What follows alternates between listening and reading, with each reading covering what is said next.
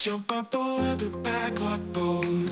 Robert, Jake, Stephanie will keep you afloat. Podcasting all night, sailing through the waves, talking games, movies, and the stardust they crave. They dive deep into the stories untold, exploring worlds with secrets so bold. Their voices echo through the recording mic, taking us on an adventure. Just hold on tight. Backlog Boat, it's a podcast treasure, sailing through episodes, limitless pleasure. Join the crew and let your mind go free. The Backlog Boat, a journey you'll never wanna leave. Welcome to the 21st episode of The Backlog Boat, podcast where we take the name so seriously that the podcast itself has become part of our backlog. It has now been 5 to 6 months since we've recorded. And as always, I am your captain, Roberto Gonzalez. To my right, we have the navigator.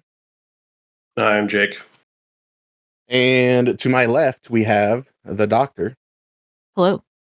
Well, it's been 5 to 6 months, so there's plenty of stuff we've done. The problem is there was like a bunch of real life stuff I did, but like I consumed like very little media.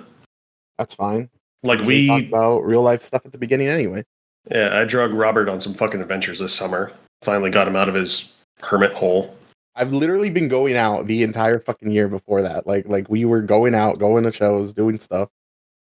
Okay, going Taco down Bell to my also do local stuff. dive bar that like has a fucking I went to regular Vancouver, I did capacity other of stuff. like Just 10 saying. people.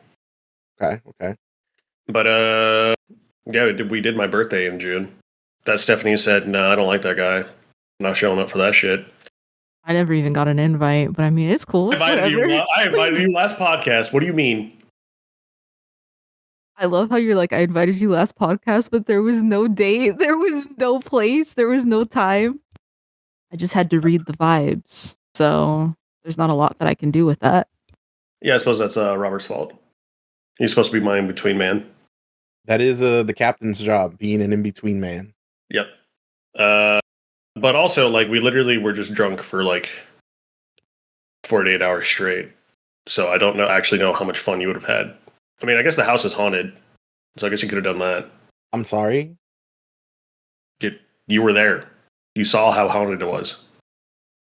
I mean, it had like creepy decor that I wouldn't even consider creepy. I would just consider like overdone. I don't know if I would call it haunted. I could feel the angry ethnic spirits within the home, mad at the amount of shit this very peachy keen white picket fence family has appropriated all over the years. Okay, so what are you guys talking about? So I grabbed a spot in Coeur d'Alene because Hoop Fest was in Spokane, the place I was trying to go. So there was like no Airbnbs I could possibly get within that weekend. So then Airbnb this house. It's kind of shitty and worn down, but there's hella beds and it's cute and small. But every room had like artifacts from like a family trip that this family kept taking. Like that's probably where they were at that weekend, is on another fucking trip. Like there's photographs of this dude and his family in like Saudi Arabia in the living room, and then there's like Zulu artifacts and shit in the living room. In And, Idaho? Yeah, and then like traditional Japanese paintings and shit from what I'm assuming is like probably going up to a tourist stand in Japan. Like there was shit like that all over the place. And like the rooms are like themed and shit. Like one of the rooms was Pearl Harbor themed, and I'm like, oh, cool. What? Erica. There's like a bunch of old newspapers from Pearl Harbor, and like there was a big fucking "the US goes to war" fucking newspaper clipping up on the wall, and then there was like anchors and shit. It was weird.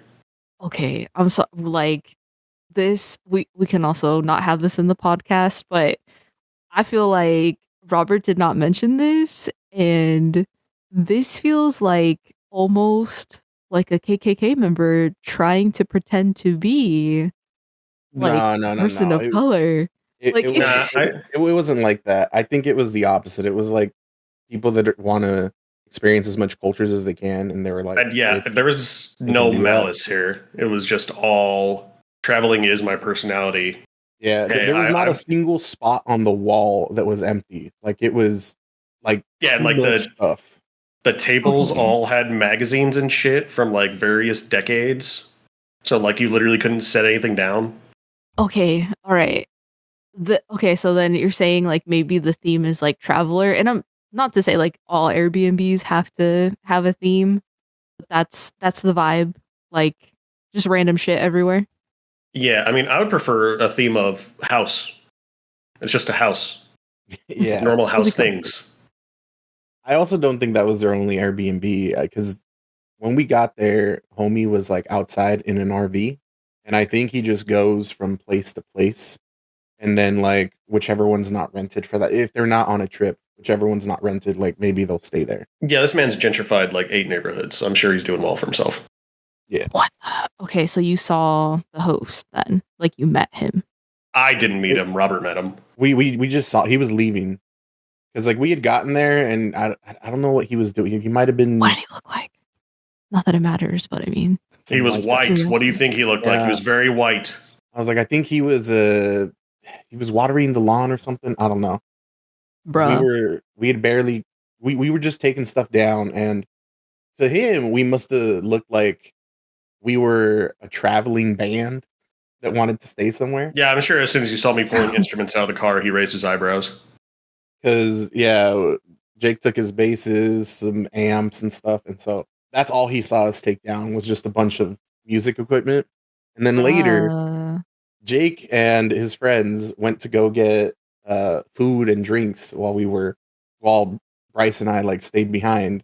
And when they came in, they're like, no, don't bring out the drinks because the neighbors were outside like watching, and they're like, we have like literally 100 beers in the car. Yeah, we bought like 3 6 packs, like a 24 pack, a 30 pack, and I think an 18 pack, and a 12 pack.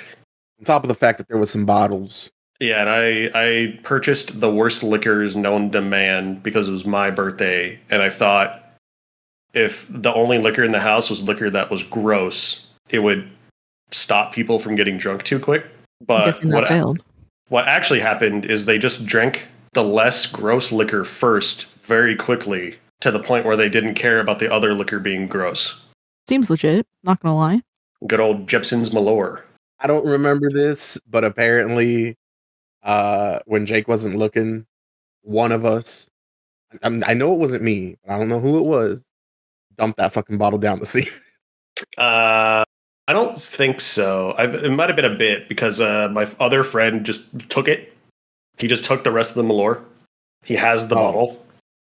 Oh, well, why? I don't know. He doesn't drink, which makes it extra funny. Oh. But then we ran out of beer the next morning, so we went on another beer run because we were running low on beer, and then walked back in the house at 10 a.m. with shit to make breakfast burritos and like 2 more 18 packs.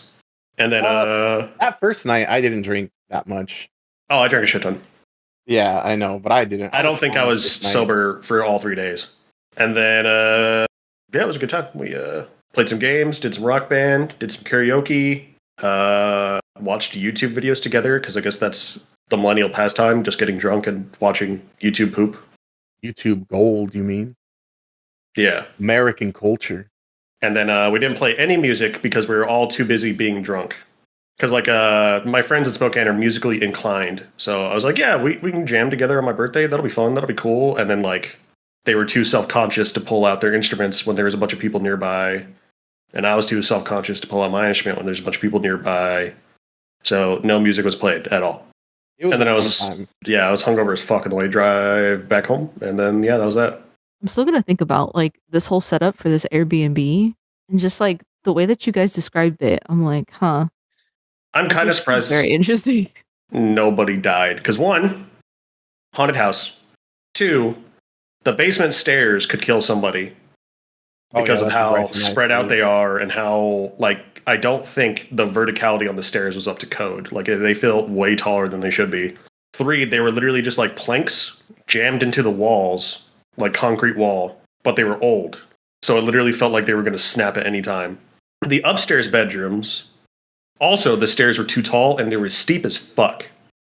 Because this house was like, had a basement and was 2 floors, but it was like very narrow. And then once you go upstairs, there's a bunch of kids' bedrooms with like horrifying kids' paintings and crayon drawings and shit all over. And I'm kind of surprised nobody didn't get like jump scared into yeeting themselves down the stairs and breaking their neck. I mean, you know, when you're drinking, you don't really care. Oh, these stairs are a death trap? That's fine. Yeah, fuck it. But that was June. July, for my sister's birthday, Robert, me, my sister, and her significant other all went to go see My Chemical Romance on their reunion tour.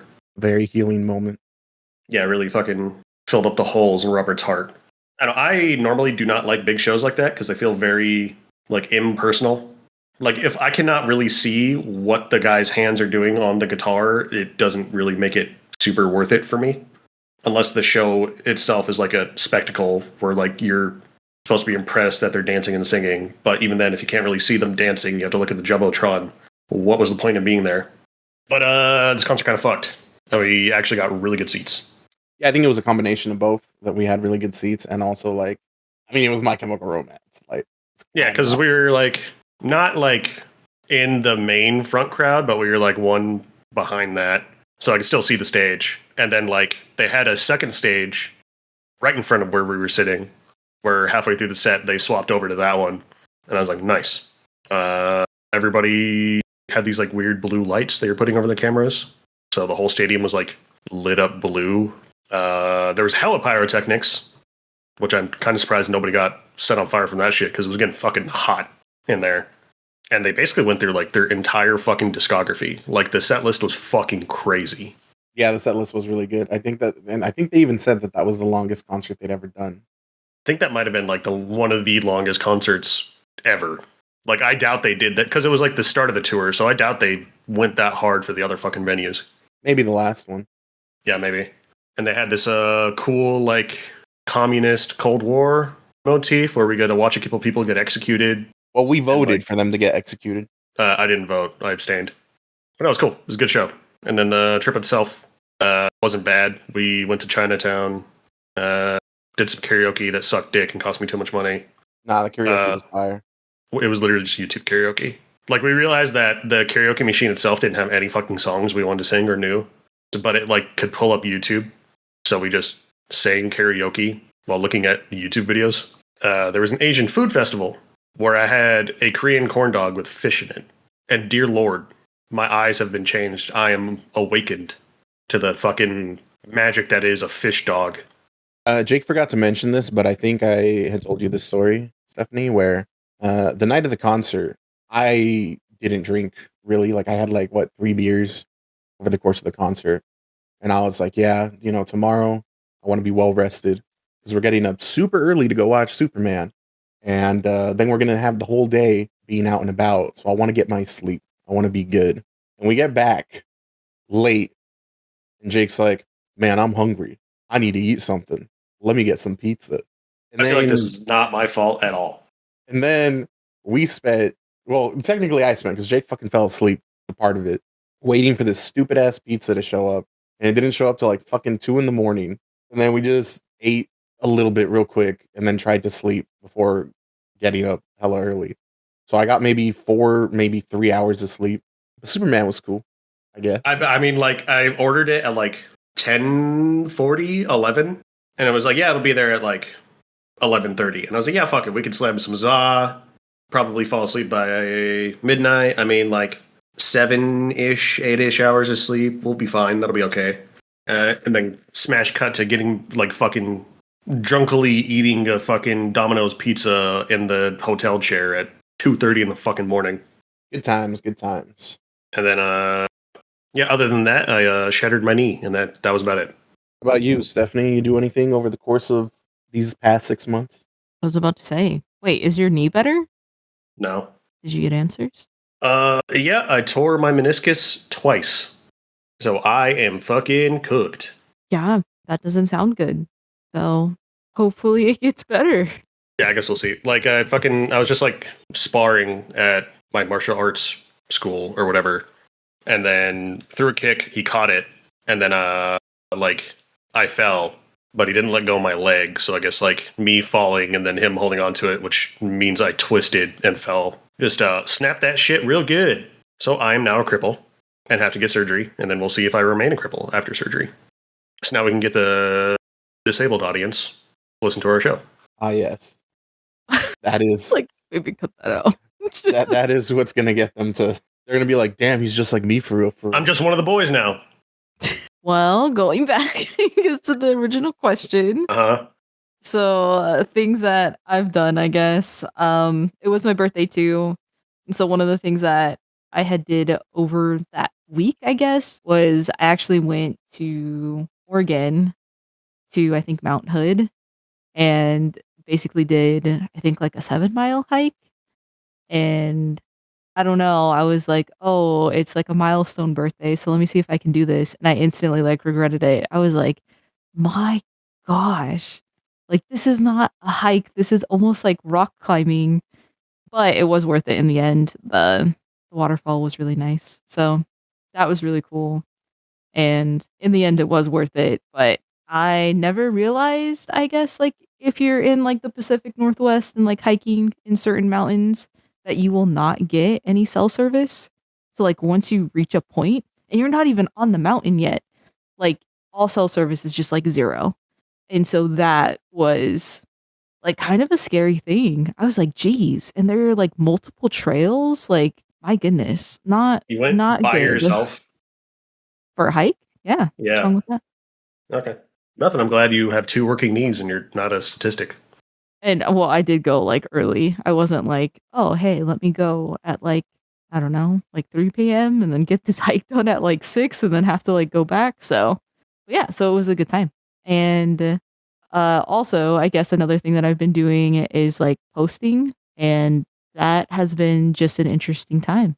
And I've like won different prizes. So it's like kind of cool. I don't know if I'll keep up with it, but yeah, I guess I have some followers. So that's really cool. I honestly totally forgot that I'm also now a content creator. Aside from this podcast, I started live streaming. So we're content creators, buddy. We can collab. This is true. I feel like our content might not be the same. So we can figure it out. I was about to say, mine's just. You don't think you have a Neopets The Darkest Fairy audience in there somewhere that might be interested in my Neopets The Darkest Fairy playthrough? Actually, perhaps. Let me tell you, like that could be. I feel like I do want to create an audience like more game focused, but I feel like that's probably like only, I don't even know, like maybe 20% of the people that follow me. I think the others are like planning and organization, and then the rest are like, dang, I just like to see cool stuff from places. So I don't But it's think a I new thing. have any followers other than like friends and family, but also I just want to stream the games I was going to be playing anyway. So I don't know if I want to build an audience that like needs me to be playing the new hot thing anyway. That's fair. So if I basically just have a slow growth of people that show up and are interested in the same weird shit that I'm interested in, then I'm fine with that. Or if nobody shows up at all, that's also fine. It's not like I was trying to get paid, get that big streamer money so I can electrocute my dog on stream. That would be a choice, but Get the Turkey Tom video made on me, get exposed. That's how I made it. man. See, I'm like a little bit freaked out to post like videos because I'm like, ooh, I don't know. That just feels like different. But who knows? Maybe in the future. But that's kind of what I've been up to, and I will pass it on to the captain. All right. Well, I mean, Jay kind of just walked through like most of the stuff that I also did, but he forgot a small little detail too. Not only is he a content creator now, live streaming, but we also collabed on content when we made a video game called Time Custodian. I fucking forgot that we made a video game this summer. Bro, We did, yeah. it feels like a lifetime ago. Yeah, it's a fun little, first person game that we made and voice acted. Yeah, I was like tired of Robert bitching about how hard it is to make video games, and I was like, it's really not. You just need to set aside the time to do it. And I was like, fuck it, we're doing it. We're doing a Jake Jam 2025. And then I made it hard for myself anyway. Yeah, and then I feel like we both made some mistakes. We learned some things. My first proper 3D game in Godot. But I mean, I don't think it turned out too bad for the work we put into it. Yeah, no, I mean, I enjoyed it. Yeah, I feel like Mark was over there having a good time, just jamming out, making some tunes, being creative, being invested.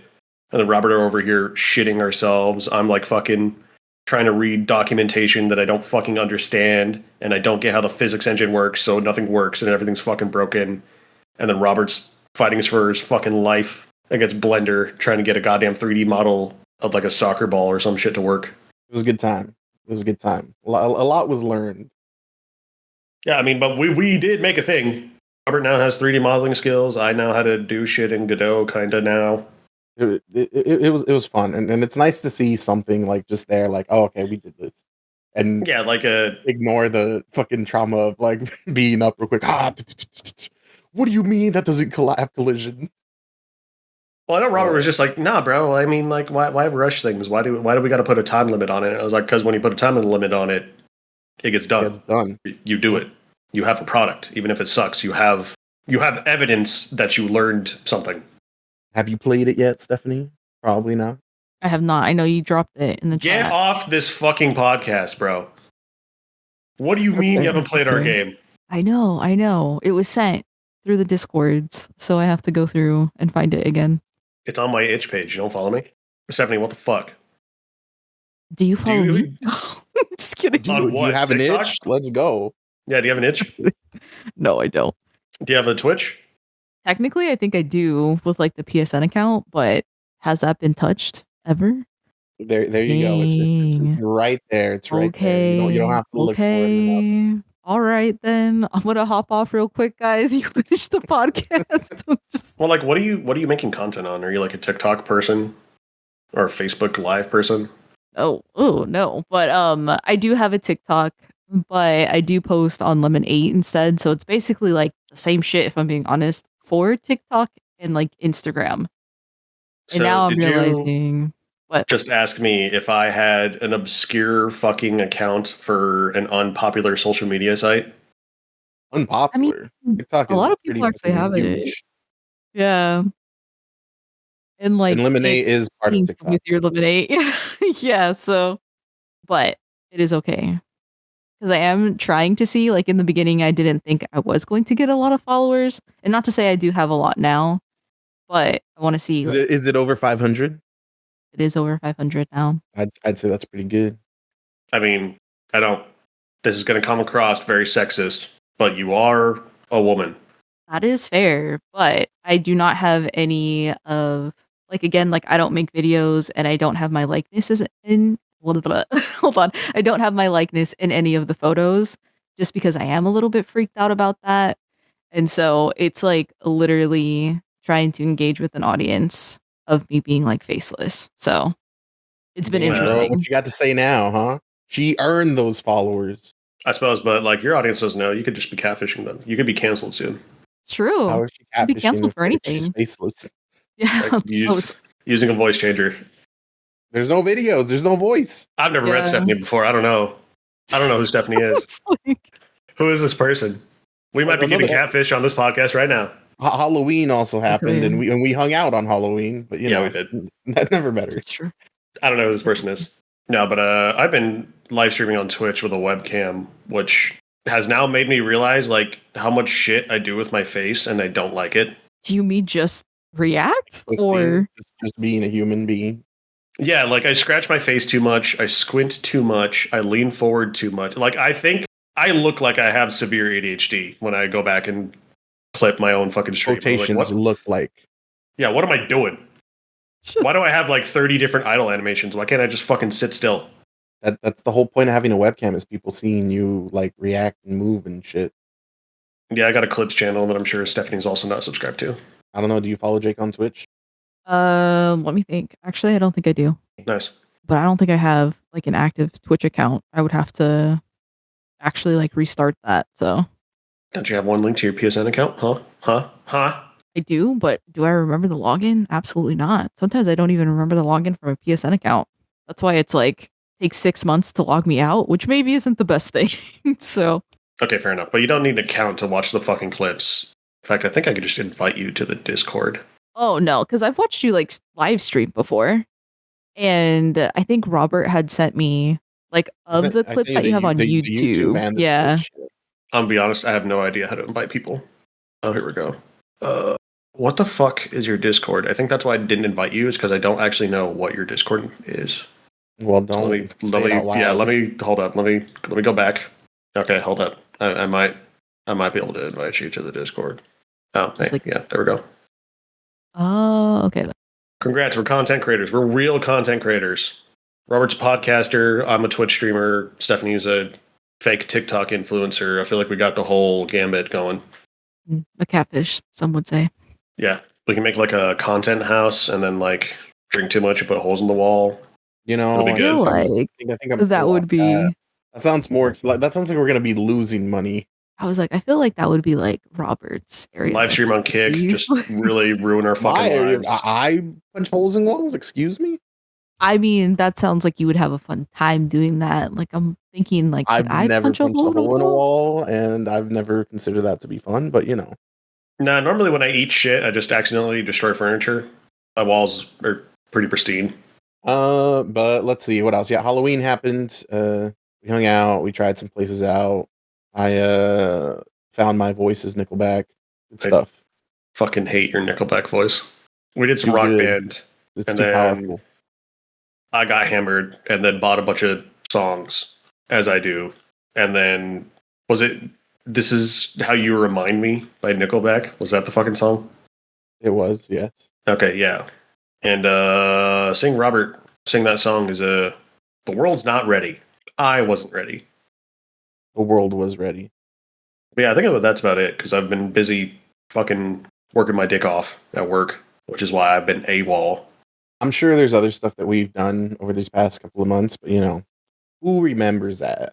I'll be honest with you, bro. I don't remember the last 3 months at all. It was just like, can stress like cause you to black out? It can cause you to dissociate, and there could be a point where actually, like, half of your body goes numb.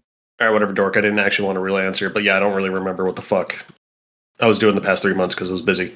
Depression can make you lose short-term memory loss. And trauma and stress too. Joy. Well, now that we're all caught up, unless someone has something else they want to throw out there, No. Ania, No, I'm good. then let us begin. And we can start with video games. I mean, we can talk about one that we've all played. What have we all played? I believe we've all played one that's on Stephanie's list. I thought it was That on would your be list. Peak. Too. What's on all? It's like we all played it. Is what I'm saying. Did we not talk about Peak last time? I'm pretty sure Peak didn't exist last time. I mean, yeah, it's good. It's another friend slop approved game. Stephanie, why don't you talk about the difference between when you first tried running it and then like actually seeing the game? Bruh, okay, so I have like a really old laptop, or I did have a really old laptop. I technically still have it. But so Robert was like talking up this game, and Robert had mentioned that I guess like you, Jake, and like other people in real life would like play this game together, and it was like really fun. And he would mention this like all the time, and I was like, okay, I'm gonna try it out. And so I download this on my computer and it is going frame by frame.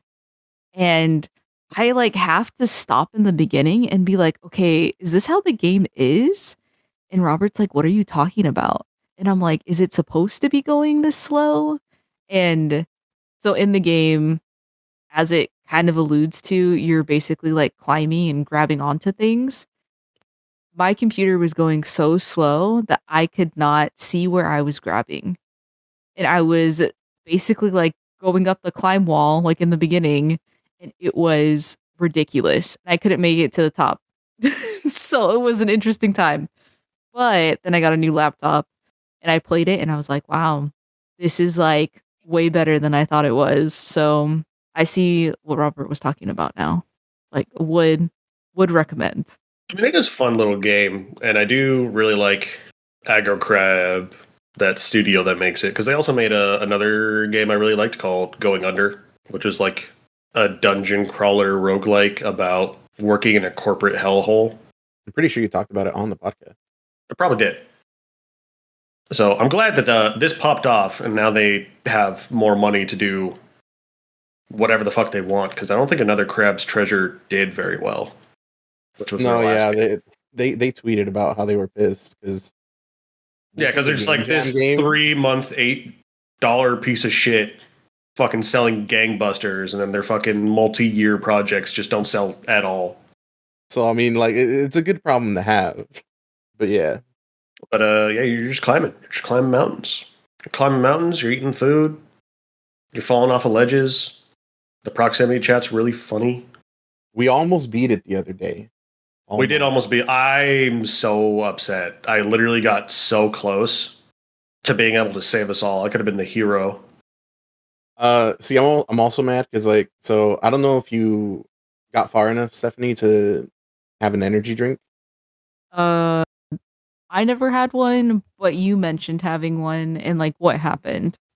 So the very last level is it's like you're getting into a volcano, and then I think the finale is you have to climb out from inside the volcano to the top while lava is rising. And we got like probably like halfway through it, and then we got stuck. And we're like, oh man, there's where to go from here. And I saw a path, and I was like, huh, if I pop this energy drink, I could probably make it up there. But I don't know what comes after that or what's going on. And the lava was rising. Time was like of the essence. And Jake's like, Rob, give me that energy drink. And I was like, okay. And then I give it to him, and he tries climbing a much higher place, and he didn't make it. And we ended up all dying. And so I was just like, man, if I had had that energy drink myself, I probably could have made it up there. And I'm not saying I would have been the hero, probably not, but I at least would have survived a little long. That's just my 2 cents. But I Jake think was I was still the hero. robbed. I think I was fucking robbed, is what I think happened. But yeah, I mean, Peak's a fun game you can play. It's just about you're going on a trip on an airport, and then it crashes, and now you're stuck in the middle of nowhere, and you gotta climb to survive. Another fun friend slop game. What else we got? I do like friend slop, but I feel like everybody knows what friend slop is. My unpopular opinion is I'm fine with that. I'm fine with playing friend slop games. I don't care if you just tweak the formula a little bit. I'm down to play the same type of games with friends with like different variations. No, it's totally fine. I just don't have an opinion other than, yeah, it's pretty good if you have friends. I'm sure if you play it solo, it's pretty relaxing. It is, but also I have other games that I can play when I want to relax, and when I'm playing that solo, it just reminds me of, man, this would be so much funner with friends. But I will talk about another little game now. Have you guys heard of a game called Sniper Killer? No. Called what? Sniper Killer. Yes. Okay. Well, since you haven't, Stephanie, Sniper Killer is a game where you get to play as both victim and sniper, and also a cop. And basically, there's a serial killer going around called the Sniper Killer, and he is apparently indiscriminately killing people. Hence, he's dubbed the Sniper Killer because he just has been killing people with a sniper. And none of the crimes really seem connected. And you get to play as the Sniper Killer himself, sometimes as reporters trying to report on the crimes that happened, and also the cop trying to solve the case.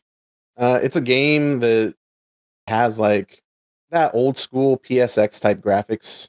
It's it's a horror game, but the horror isn't your usual kind of horror. You would think dark, scary places, things jumping out at you or whatnot, but instead it happens to be just like the regular everyday NPCs showing up unexpectedly, and they're just like there to like talk to you at times. But it's so unsettling. It just has this unsettling tone to it. And when you're playing as a reporter or a cop, it's self-explanatory. You're trying to catch this guy or find clues. But when you're playing as a sniper killer, it reminded me a lot of Hotline Miami because it's just a guy sitting at his house, and then his phone rings, and he gets a call telling him where to go and who to kill, and that's it. And as you explore the house of the sniper killer, you kind of get a little more clues as to who this guy is or why he's doing what he's doing. and it's just kind of like this cat and mouse detective trying to get you, and he's just one step behind you, but also you are the sniper killer. And it's a really fun time. It's probably another game that's maybe a little bit longer than like Squirrel Stapler. It's a fun time. First couple of levels are pretty simple. It's, hey, you gotta kill this person, they're here. And then as the levels progress, there's a little bit more challenges to it. It's like, hey, you gotta kill two people this time, and here's an obstacle or like a time constraint for you to snipe them. And eventually you get to a, hey, you only have this much bullets. And you have to kill this many targets. And there's more targets than you have bullets. So it's like you gotta, almost kind of like a puzzle game. But really fun, really atmospheric, kind of a turn off all the lights, pop on the headphones and just play it by yourself. It does get scary at times, but it's not like overtly scary. So I guess I would say it is Squirrel Stapler levels of scary. So Stephanie, you'll probably be fine. Yeah, Jake, that's you good. probably won't be.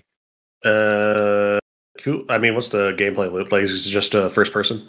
Yeah. So like I said, when you're not playing as a sniper killer, you're trying to find clues or like, do detective work. When you are the sniper, you like obviously are doing your thing. And sometimes there is like different ways to solve the puzzle as a sniper, but it also is kind of cool cuz you will play as a sniper killer and you'll go through the mission. You'll see what you did.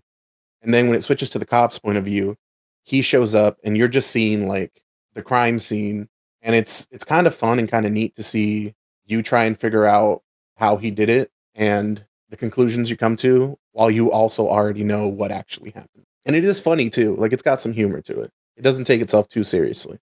What did the house look like? The guy's house? Yeah, did it look like Uh like the house in Coeur d'Alene?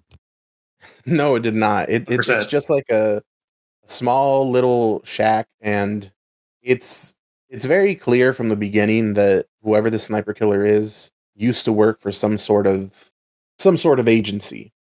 Okay, He's wait. not just like a serial killer. Going back though, when you say like a shack, do you mean like one of those like houses you can like buy off Amazon for like 26,000? Or do you mean like a legit shack? Like there's Uh okay. I don't remember exactly if it's like a what do you call those? The mobile homes? Just mobile homes, I guess. It might not exactly be like a mobile home, but it is kind of like it's just a small little house with a little backyard and and like, picket fence. And then you do have neighbors. So like you're not like far away and secluded. So sometimes when you're like there at your house, you'll be like doing stuff, and then your neighbor will be like, "Howdy," and your neighbor's fucking terrifying. just chilling. That's kind of crazy. And like, are your neighbors also killers? Like they're like, oh yeah, we're No, in the no, business too.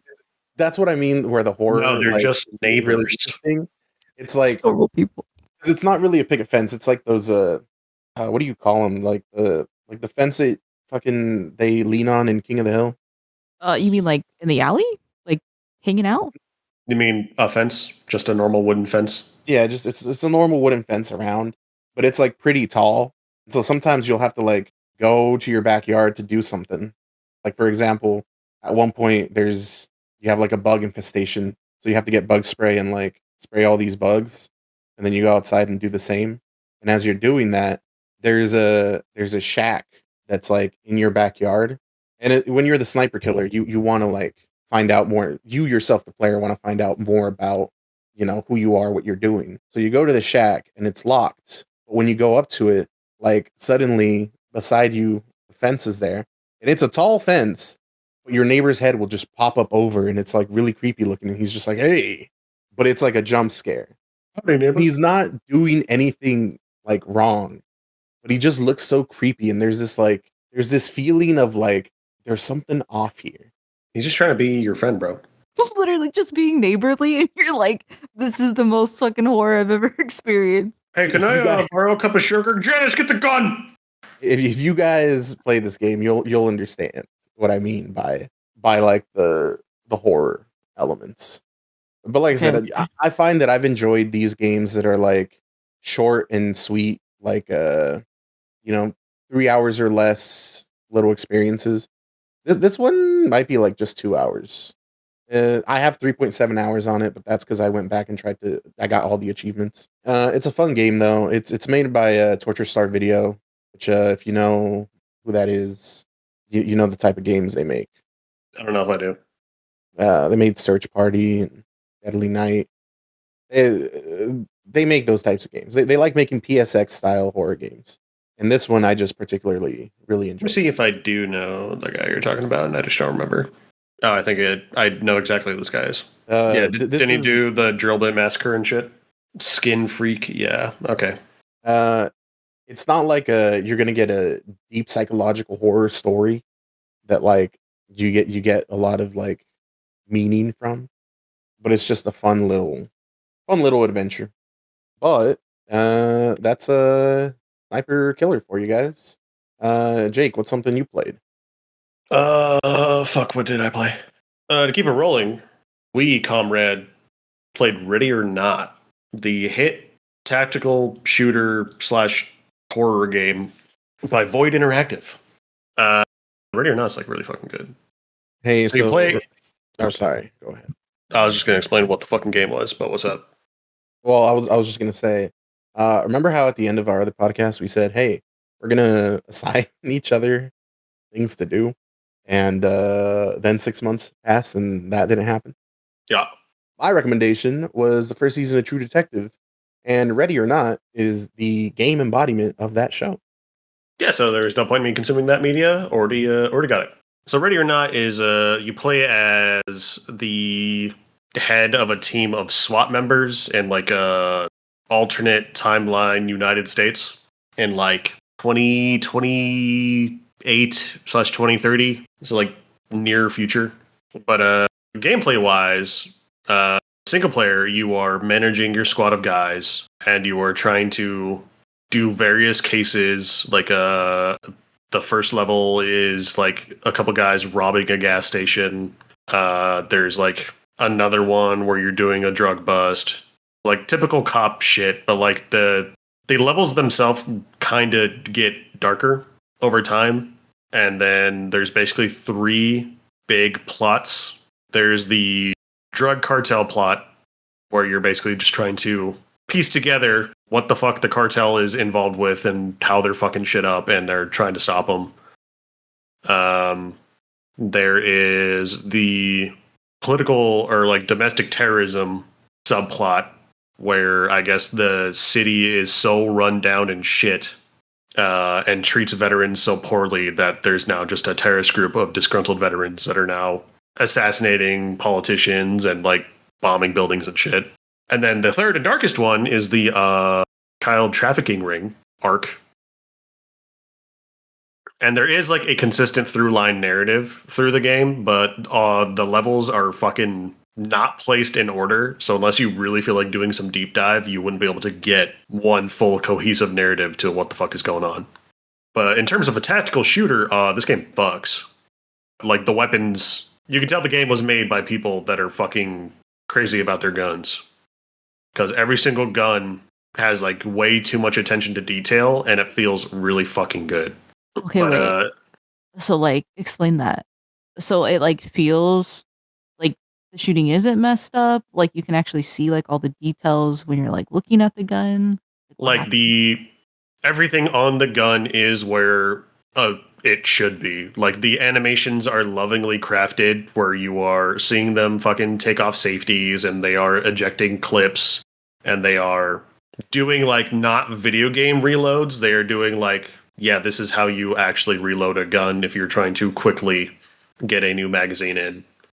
Like there's a lot of just attention to detail to the animations and the sound, which is why they feel so good. And then each gun behaves like a fucking gun, so you need to basically be standing still to shoot properly, because if you're shooting and moving at the same time, your fucking accuracy instantly goes out the window. Unless you're like just spraying with an SMG. But because you're a cop and there's usually civilians in every level that you're in, you can't really afford to like fuck up, because you need to get into an area, figure out who's just a civilian and who is actually a suspect, So what you do is you actually just arrest everybody on site, even if they aren't a suspect, just for their safety, so that they don't run around into a gunfight and get shot and killed. Oh, And okay, then, like, then. so like you have all these lovingly crafted guns that you use very little, and when you do use them, the enemy is just as effective with guns at using them. So if you get shot like in the head once, you just die. That's it. You're done. So you need to like really do like use all the tools at your disposal to like figure out what's going on with a room and then breach it properly and then take down any hostile or like potential hostiles and then get everybody zip tied up and then ready to be taken down in the station for questioning. But then you can do this game multiplayer, which is its own clusterfuck. Because if I like you could give really advanced orders to like your guys. Like if you're trying to breach a room with multiple entrances, you can say, hey, split up into 2 teams. You guys take that door. You guys take this door. And I want you to breach and clear the room with a flashbang after I open the door. And then your guys will just know what to do once you open the door. Also, like a lot of missions, you have to do shit quickly because sometimes there's hostages, and if you do not get in there quick enough, they just start killing civilians. So even though this game is a very intense tactical shooter, what it actually is just a score attack game. Like you get points for doing the main objective, which is like, hey, stop the robbery, arrest all suspects, get all the civilians out of there. You get points for like secondary objectives, collecting evidence that'll help the investigation or like finding evidence that leads to like breakthroughs on other crimes. And then you get even more points if you arrest everybody without killing anybody, which is really fucking hard to do when they are shooting at you constantly. So if you're co-oping this game with a buddy, getting an S rank on each level is kind of fucking impossible. It's really hard. Like you can do it. Impossible. It is impossible. Like I can do it way easier by myself, but you lose points if you use unauthorized force. Which if does. A suspect dies, if you don't lose points for killing like aggressive suspects, but you get less points for killing them than you would if you arrested them. If any of your teammates die, you lose points.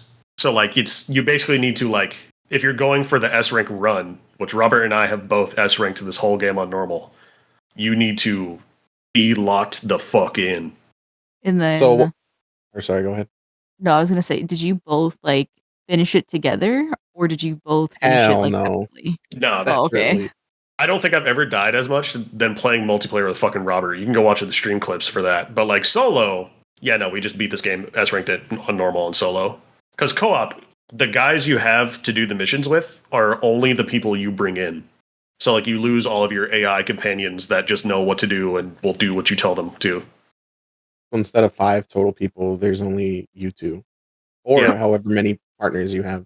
So basically, like, if it is only you 2, you both have to basically coordinate who's going to do what. Yeah, and also, like, the game's really dark in the areas where it's just, like, night and shit. So, like, there's so much fucking friendly fire. Like, I fucking clocked Robert so many times.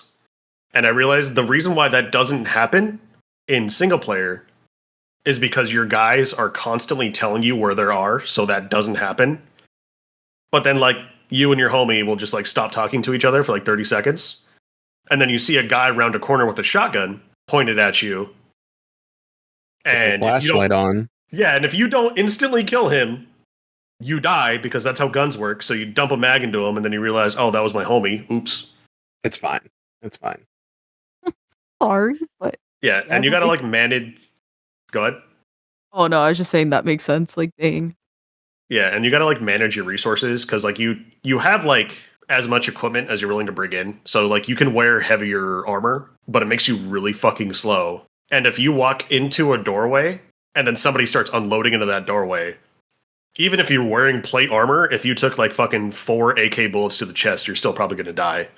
So, like, you need to, like, manage your speed and how much resources you need. Because you can bring things in, like, tasers and pepper spray and, like, door wedges so that you don't get shot in the ass, because the enemies are really smart. Like, they will hide in bathrooms with a gun just, like, pointed out of a stall for you to come by and not check that corner so they can just fucking waste you. Like your ammo. So if you reload a gun before you expend all the ammo, you just threw that magazine away because that's how that works. Game's got a lot of realism to it. Yeah, it's got like a lot of realistic shit, but as I said, it is a score attack game, which is why that gameplay loop of like basically speed running a level and then fucking having it on lock. That is core fun gameplay loop underneath this like realistic tactical shooter with weird horror shit constantly happening. Because all the shit that's going on is very normal, but because the fear of death is so high, because getting shot once means you just die, and then you need to make sure that your guys stay alive, otherwise you can't resurrect the mission. And your guys, like, they get stressed out, like they get anxiety, they get like they will have to take paid time off, or they'll just quit if they see too many people die or things go bad enough. Like there's a fucking school shooter mission where like no matter what you do, even if you S rank that mission, like people just get stressed the fuck out afterwards. Yeah, that seems pretty normal. But yeah. Dang. Yeah. See, that's where my love of the game comes in. Because yes, it is all those things. It is everything Jake said. But the story gives so much love and attention to detail to the fact that like the consequences of living in this world and how everyone like reacts. And that's everywhere from like the police station to like little details in each mission. You will see things like even in the police station, you're just walking by, there's someone talking to a psychiatrist being like, "Hey, yeah, I'm not doing so good." You'll go to the locker room, there's two cops arguing because they're stressed the fuck out after what just happened. There's even you walk outside and you can see it everywhere, even there, because where you're at in the police station also happened to be where the main character of the story did a speech and shit went down. And like I said, there's details everywhere there. But at its core, it just shows you like the worst of the worst people. And the missions start pretty like basic and straightforward. Like you're the good guy, you're stopping these people who are obviously bad guys, and they're cut and dry. People robbing a gas station, okay. Bunch of drug dealers and druggies, all right. Obviously, child trafficking stuff, yeah, that's bad. But then as you go on, you'll get a mission where it's like, yeah, these guys are doing some bad stuff, but they're doing it because their mom's sick and they're trying to raise money to help her.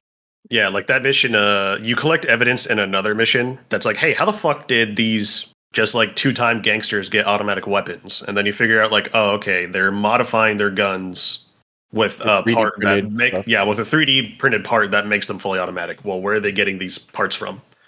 And then you figure out that these three brothers are 3D printing these illegal mods out of their house to like pay their mom's medical bills who have cancer.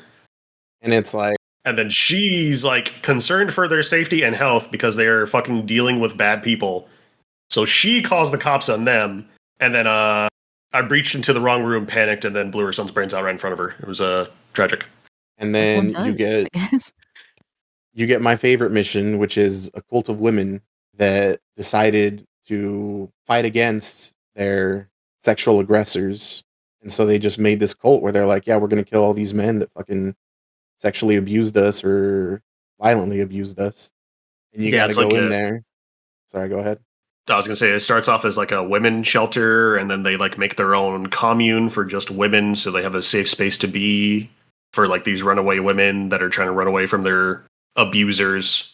And then like somebody's just like, yeah, fuck it, let's just kill them. So then they just drag these people back and like torture and ritually sacrifice them to Medusa because they see her as a figure of wronged womanhood. Because Medusa is a woman who got, we will say, and because of that, she fell out of favor with the gods and then turned into a gross snake lady. Some would say a powerful snake lady. But yeah, there's a whole Medusa tattoo thing too for people who do know that. So yeah, so now they're fucking just dragging these dudes back here and killing them horrifically, but also like they're kind of bad dudes, but you're a cop. Gotta go save them. That's what I'm saying. I like that. I like that the game slowly, like it makes the missions less morally black and white the further you go into it. And then like that comes to a head with the final mission of the game where even your player character that normally doesn't like go off the beaten path in the dialogue he says finally is like, hey, yo, this is kind of fucked up. and I think it's pretty powerful. I love how much attention to detail went into like the psychological trauma and everything that would happen if you lived in this fucking universe.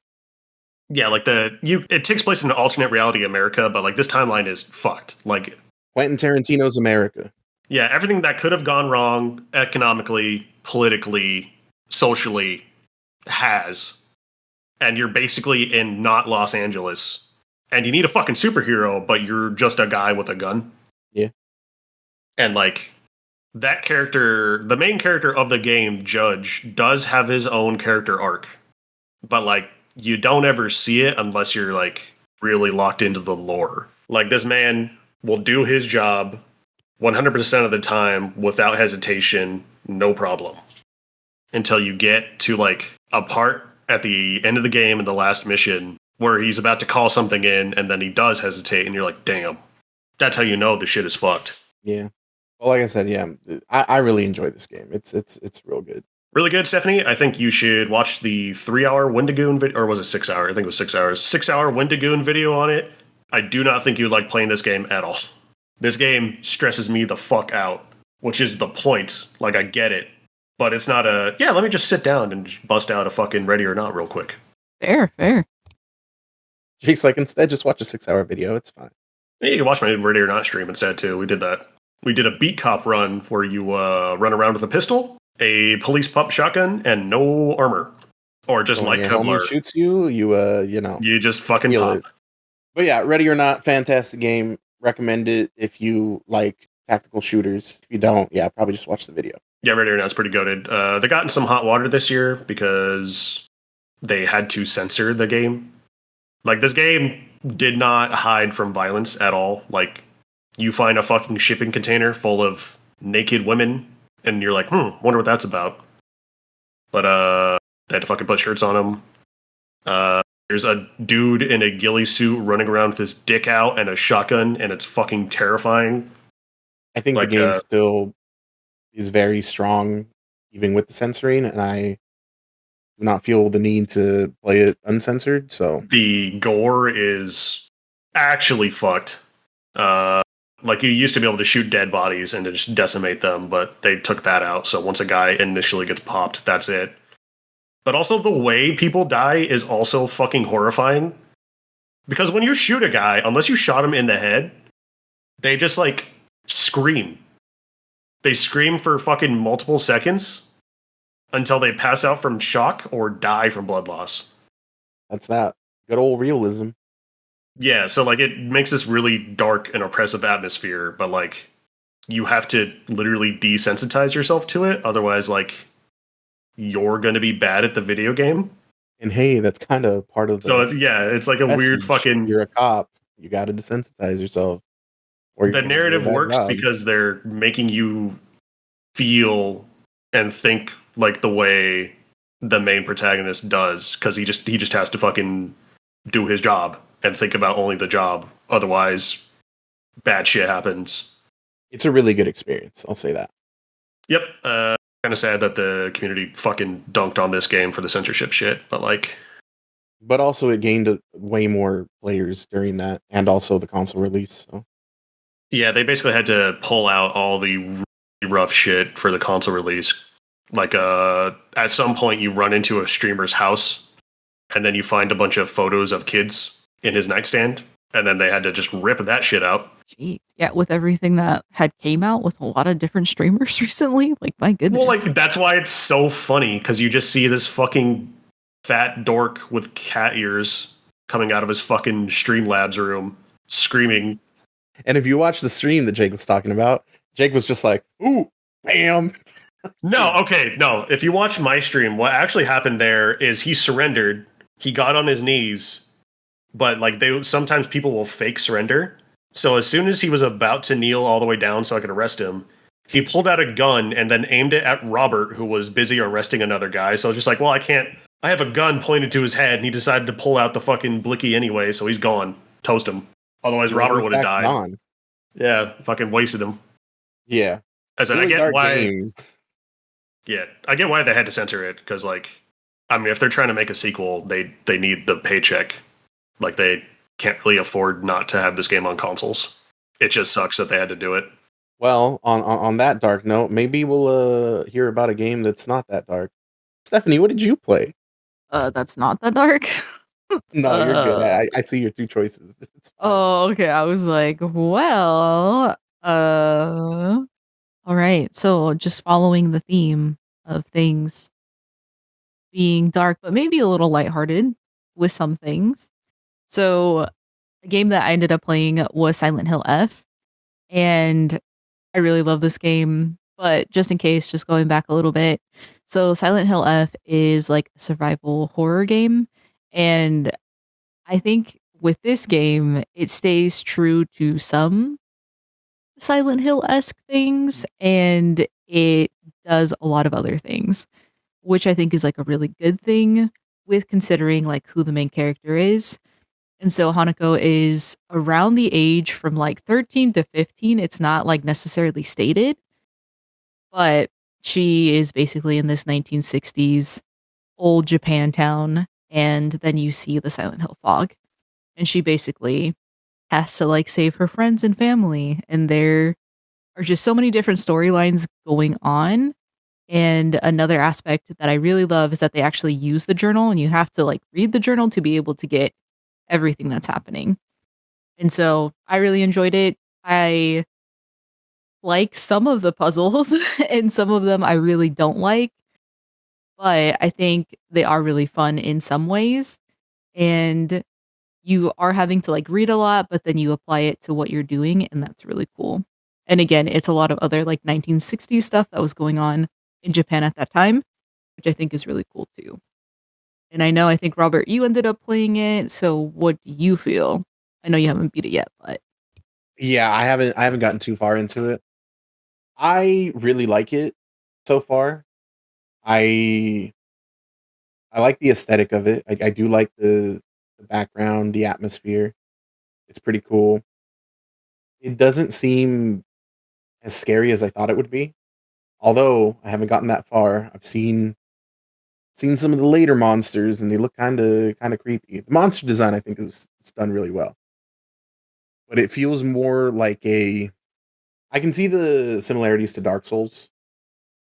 It does have the inventory management because your weapons break, and I didn't realize until later that when it was like, "Hey, pick your battles," sometimes the best option is to not engage in a fight. I took that as, "Oh, they think I'm a bitch and I can't win."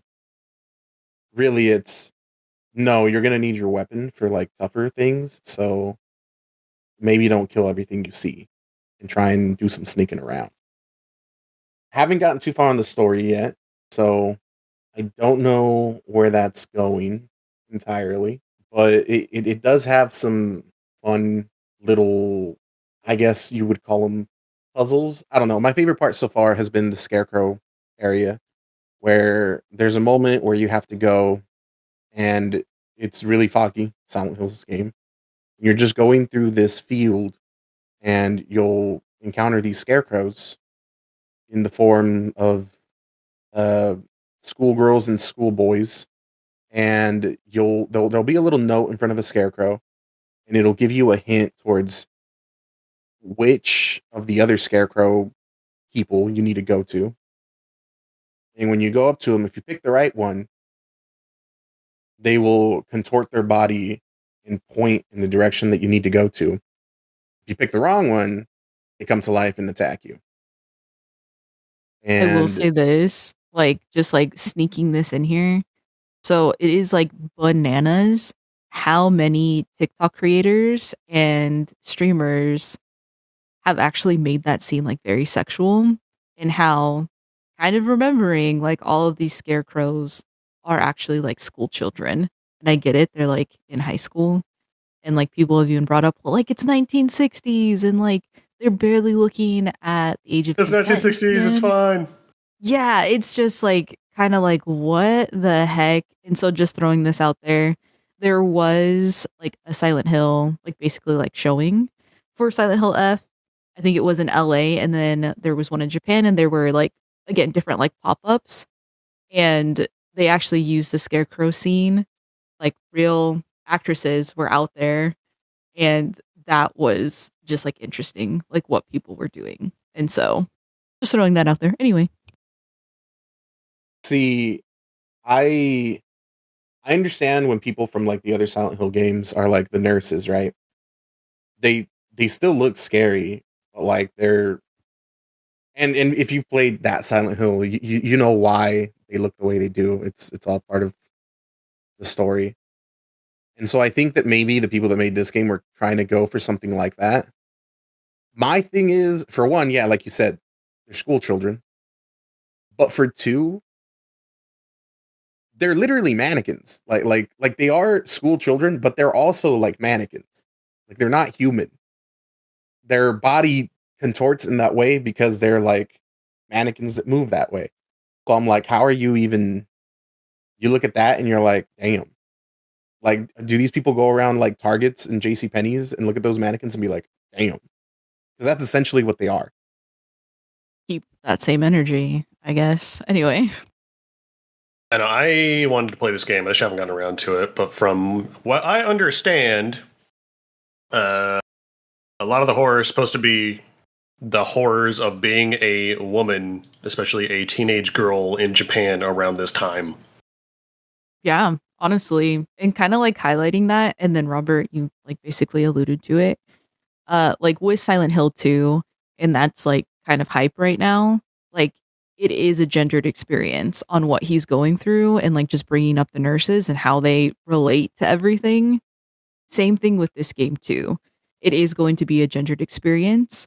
And so there are going to be like different things that come up, like arranged marriages, or even, I guess, like how relationships develop and how they sustain, and like what a true friend is for, I guess, again, like a gendered experience, like what is a good like female relationship and what is a good female friendship and all of these other things. And it like really questions that.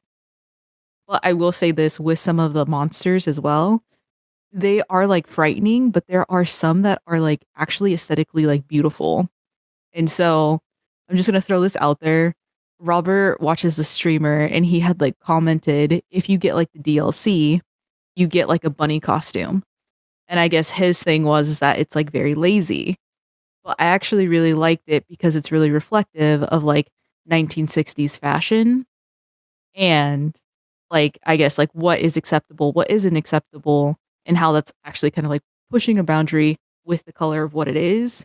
And then even just thinking of like what character costumes would have looked like in the 1960s and would that have been available in like a rural town in Japan. And so kind of just like throwing that out there. But there is a monster that has like traditional fashion from that time and it's actually still used today for like different ceremonies. And it is just like amazing in the way that it's like animated. Like my mind was just blown. And it's just kind of like thinking about those things, how there's like very horrible things, like horrid, and like very beautiful things, and how this game combines both of them. And it's just like so wild to me. But it's like really nice to look at. So anyway, just throwing that out there. It was Super Eye Patch Wolf. Call him out by name. Do it. Yeah. Stephanie, how many times have you beaten the game? I've only beat it once. So I've gotten the traditional ending. And so I do want to go back because I have seen like sneak peeks to like the other ones. And I'm like, damn. Yeah, I was going to say, because I've heard like it's basically near automata status where you don't get the full narrative until you've done a bunch of playthroughs. Most definitely. I don't know if it's going to be near status, though. Like, Nier Automata has, like, fucking 26 different endings. I just was listening to Pat on Castle Super Beast, and he's like, yeah, I beat this shit like 12 times. I will say this. There are certain items, like, if you're not paying fully attention, like, you can miss them the first time. And then if you play again, you might find items that you could have found the first playthrough. But again, it's, like, kind of a big map, and so you might have missed it. And so there are certain things that get you to different endings. And there is like extra stuff that is, I guess, like talked about. And like extra context is given for different things that you find too.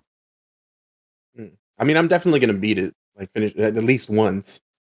And then I'll probably be like New Game Plus I'll be more willing to do it, especially because I don't know if this patch came to PlayStation, but I just saw on Steam because there was a patch for it, and they made it so that for one, they added a casual difficulty, which I think the game's already pretty easy on normal, but whatever, I guess. If you want it harder than story but less hard than normal, I don't know. I was But they about to added say a skip feature for your new game plus. that's good to know. And yeah, just throwing this out there with the difficulties on this game, it is a little bit weird. So like easy is story, and then hard is normal, and then like lost in the fog or something like that is like hard. Yeah, yeah. So technically, I'm playing it on hard, Jake, but it's the normal one. Now there's a real normal one, I guess, called casual. I wonder if that's gonna make hard harder, or if they're just gonna make hard even easier. What's interesting to me about this Silent Hill is, like I said, what I've heard is a lot of Silent Hills usually have the combat's kind of jank, so it makes you basically need to figure out how to avoid enemies, and then times you need to fight them, you need to figure out how to manage your healing items and lock the fuck in. The combat's But I've really heard the combat's really good in this one, which means if you get really good at it, the game there's no difficulty in the game whatsoever, which is fine. I don't Like know. that is a gameplay choice. Yeah, I think you can get better, but I don't want to ruin anything. But there are points where it's like it doesn't really matter like how good Well, I've you've heard got like at you it. get Like an iframe dodge. So like if you're right? competent in any Souls game, should be fine. I think I'm talking more about like maybe some of the boss battles, and then there's like a certain piece that happens like later on in the game that's like very PT-esque. And there's just like some shit where you're like, how would I have dodged that? Like what the? And so it's just like kind of thinking about like, yes, it can get a lot easier, but there are still going to be things that are going to be unforeseen. And you're going to be like, what the fuck? And so Stephanie, do you know how iframes work, Stephanie? totally do. Totally do. Okay. And what I'm trying to say is to like, it will You need come up inhuman later. reactions. Yeah, but like I guess like what I'm trying to say with it is that like even with all of these things, right?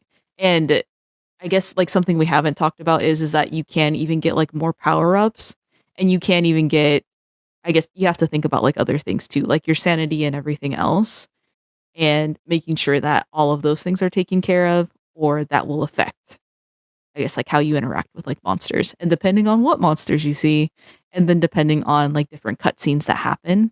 And again, that's like a later on in game thing, so I won't bring that up, especially since Robert hasn't got there. But there's just a lot in the game to like keep in mind, and saying that it can still even be difficult, even if you were to get all of these things, but it would still, not to say be impossible, but you'd have to really grind it out a lot and do a lot of things and make sure you like found everything. So just throwing that out there. I don't even think I'm like a quarter of the way through the game, to be honest. I'm about to meet the first friend outside of the core group. But throwing this out there, you can replay it as we just talked about, and it's like a really fun game. And there are points where it's frustrating, but I yeah, do plan you on play going through it. It's just a question of when, because Robert stops buying PlayStation games, so now I have to go buy my own PlayStation games. Yeah, This fucking guy. I got it on PC. Sorry. All right. Well, that's Silent Hill F. On a lighter note, talk about a little game that I put way too much hours into, even though it was only supposed to be a tiny little game, play in the pastime. I bought Megabonk, which is a game made by not Danny, the guy that made a lot of classics like Muck and Crab Game. This was not that guy, allegedly. Not allegedly. Megabonk is a mix between Risk of Rain, Vampire Survivors. Uh, you have a variety of characters to pick from, and each one of them have different weapons. And what you do is you just walk around, and the weapon that they have just auto fires. So like one dude has a sword, you just walk around and he will slash his sword every couple of seconds. Now the dude has a gun, he will shoot his gun every couple of seconds. And enemies just come towards you. You as you level up, you get upgrades and you can upgrade like your rate of fire, the amount of projectiles you shoot out, your speed, how much jumps you do, how much XP you get. Basically any stat you can think of. And as you progress, you unlock like more weapon slots. So you can equip more weapons. And there's also tomes that give you like extra damage or life steal or stuff like that. Uh, you basically, like in games like Risk of Rain, you walk around trying to gain XP and money to open chests that will give you m- items that give you multipliers and they stack until you find the boss area. And then you summon the boss shows up, you kill the boss, and then you can move on to the next area through a portal. Very simple gameplay loop. My God, is it addicting?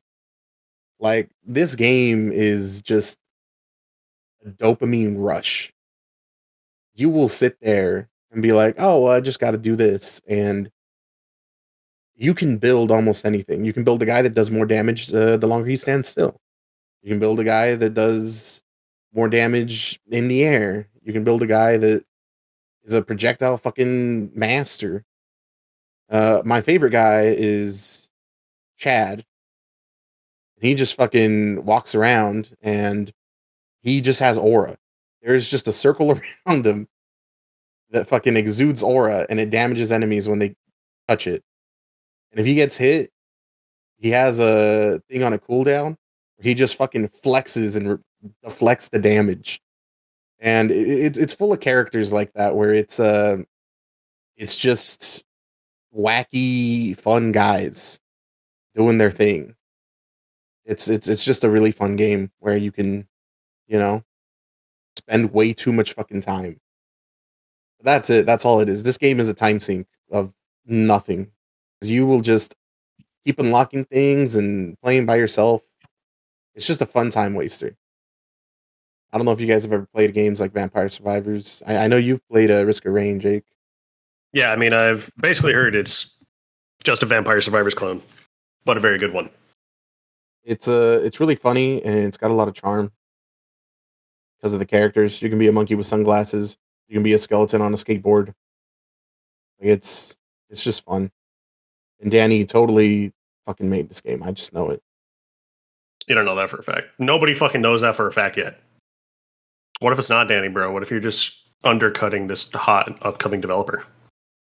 So Stephanie, there was a guy who used to make all these games, and his name was Danny Dev.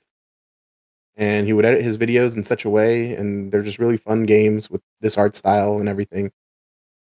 And then people kicked him off the internet because they stressed him out over this game he was going to make, and he was gone. Then this game Megabonk came out by a guy named Vetinad, which is Danny Dev backwards, with the same art style, same editing style on YouTube videos, same sense of humor, but it's totally not him. Totally not him. Okay. Danny does make pretty good games, though. I think they still hold up. They do. They do. Yeah. Just a little lighter note because we were getting in the dark games territory. Jake, I think you have one last game to talk about. Yeah, so I've been streaming another game, a game I've been looking forward to for a bit because I've been following this guy's YouTube channel and liked the shit he was working on. Called Misery. Stephanie, what you know about Misery? What Robert has told me, and I think you all have played before. I thought Stephanie was going to be like, well, how much time we got? No. I know it's like inspired by friend slop games, but there's like mechanically interesting shit going on in this game that keeps me like glued. Like I want to be playing Misery right now. I fucking love playing this game with people. But Misery is you basically play as a guy slash a group of guys, you and your homies, are in Russia or some unnamed Eastern European country. I don't actually know if it's Russia. Like, I've not seen a single Russian flag. All the like flags and countries and shit in the game, I think, are fake. But Russia inspired, and y'all are in your apartment complex, and then you hear the like bomb sirens start going off. So the game's like, cool, you have 60 seconds to loot this apartment complex and get to the exit or you die. And whatever you looted in the apartment complex, you take with you out into the world with you, and your home base of operations is a little bunker. And it's got a crafting bench, it's got a gas power generator, and it's got an incinerator.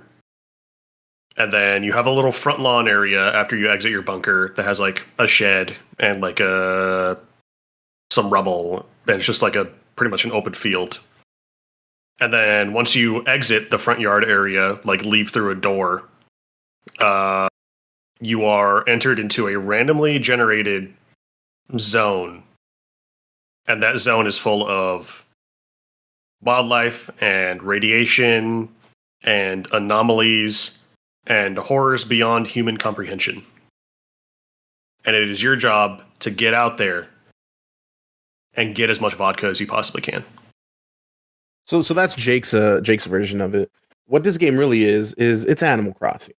You're building your house. It is not Animal Crossing. This is Robert's experience is not reflective of what the fuck this game is. This is just how Robert likes to play it.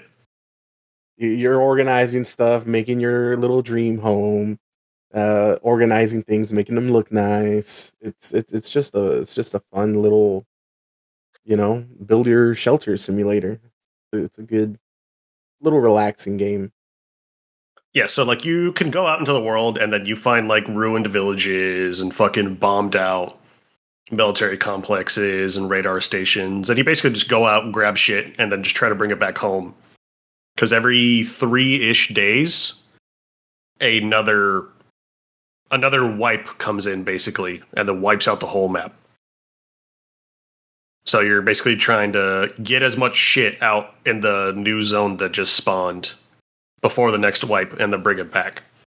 So Robert just likes being a homemaker, so what he does is he gets the resources to build sledgehammers, which let you dig out a bigger area of your bunker, and then he just likes playing house. He just likes sending us off to go get couches and rugs and refrigerators and tables and chairs, and he just wants to have his cute little post-apocalyptic home in this horrific radioactive wasteland. I also go out there and get materials, just saying.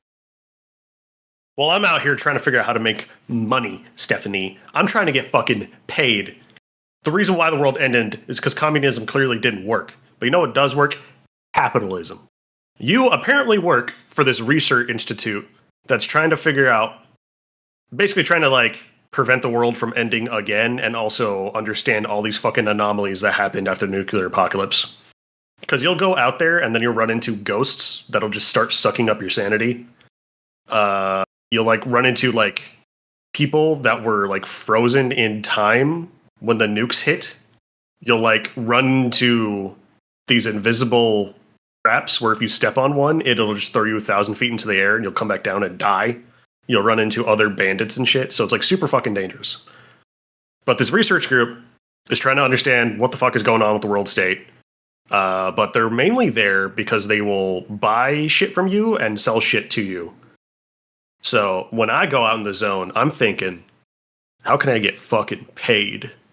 What will give me the most amount of money for time spent? And I've learned the tech. Vegetables are the most important piece of commerce in misery. So I'm out there, I'm shitting in raised beds, I'm planting seeds, I'm raising crops, and I'm selling fucking tomatoes and carrots and onions and shit for exorbitant prices. Whatever. Cucumbers. Yes, this game is Stephanie approved. There is no onions, Stephanie. I agree. I approve this. Imagine Lethal Company if, like, you had a house you could also build up. Have you? I don't know you have it. I think I gave it to you, but have you played Lethal Company? I'm guessing you're talking to me. Yeah. I was about to say no, I haven't played it yet. Okay, never I mind. have to Then get new friends. So you'd have no context for this. New fucking friends, we'll play it with you. no, it's already past the hype. But that's okay though. Maybe it'll Keep come back. getting updated. What do you mean? Have you guys played it recently? I have. I mean, the problem is there's too much friend slop. So like Peak, Misery, Repo, Lethal Company, Phasmophobia. Like there's too much. So you wouldn't recommend it, or are you recommending it? Misery is my favorite Misery? out of the Yeah. bunch. I like Misery because I enjoy post-apocalyptic wastelands. I enjoy the gameplay loop of explore, loot, organize your cute little Animal Crossing home. And I like that I can do it with my friends.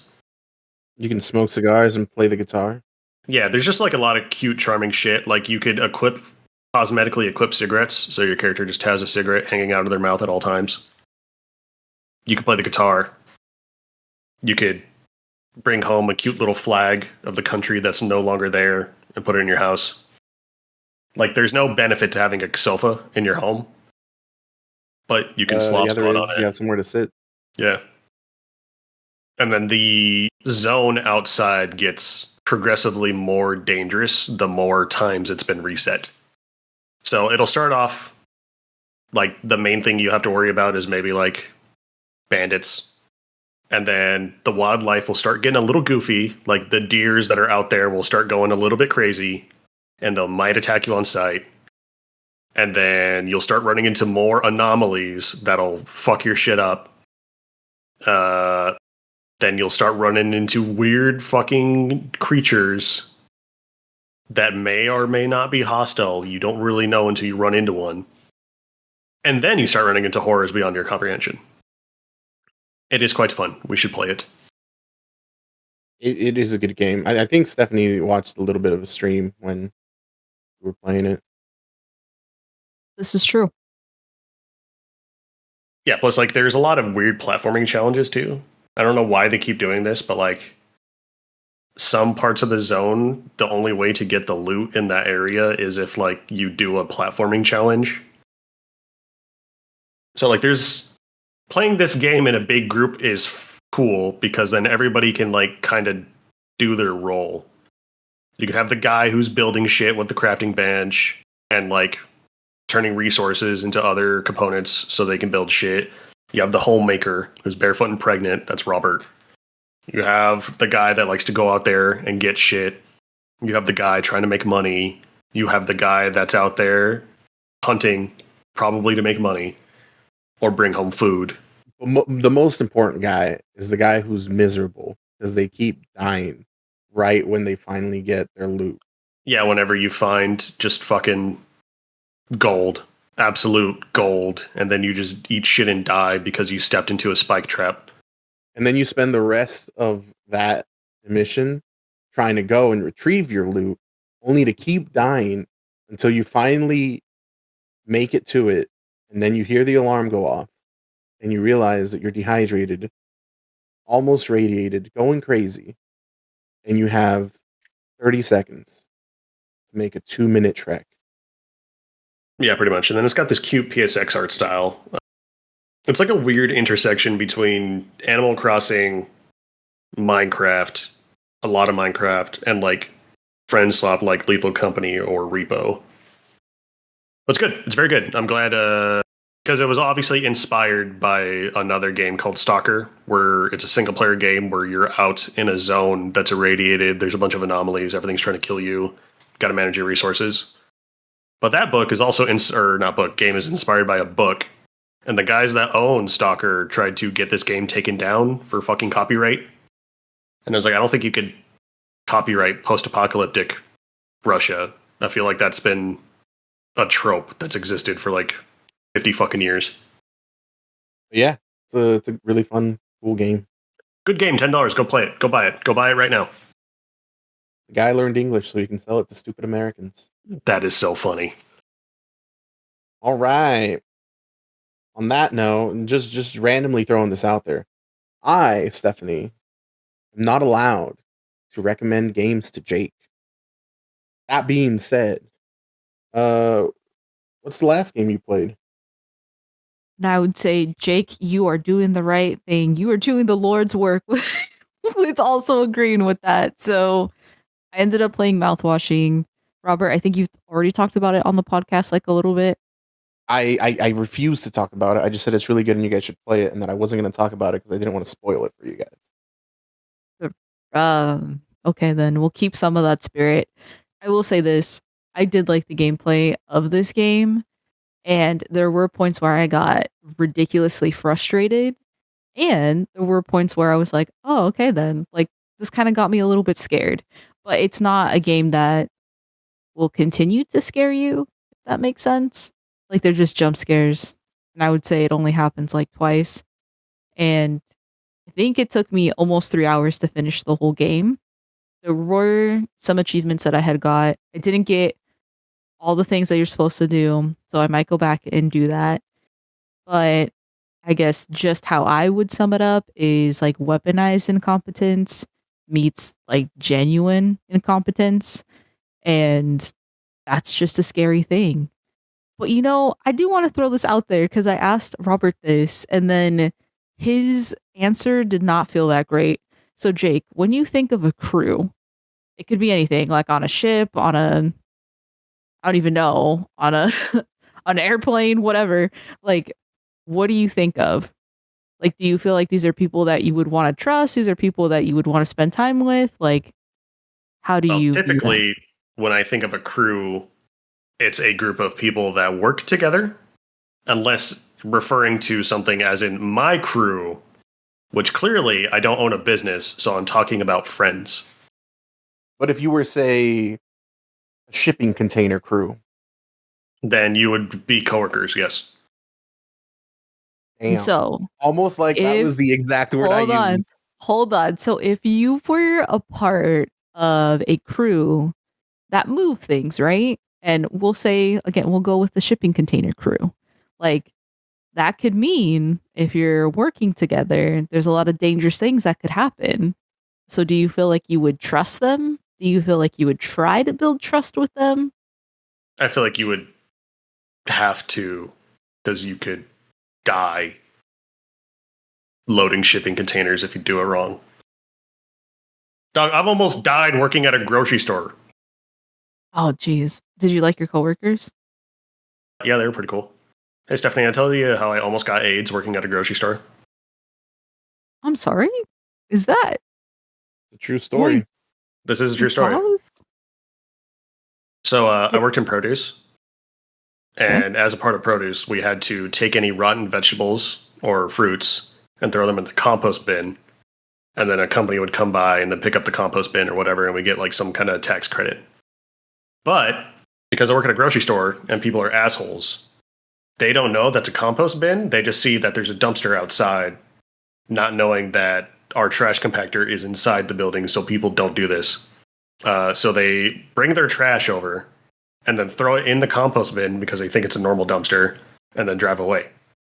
And being the minimum wage slave that I was, it was my job to jump into the compost bin and then rip out all the trash bags and then throw them in the trash compactor inside the building. Bruh. So after doing another one of these, because I did this on a regular basis, I felt something sharp poke me, and I was like, well, damn, hey, coworker, look out. I think they threw away glass.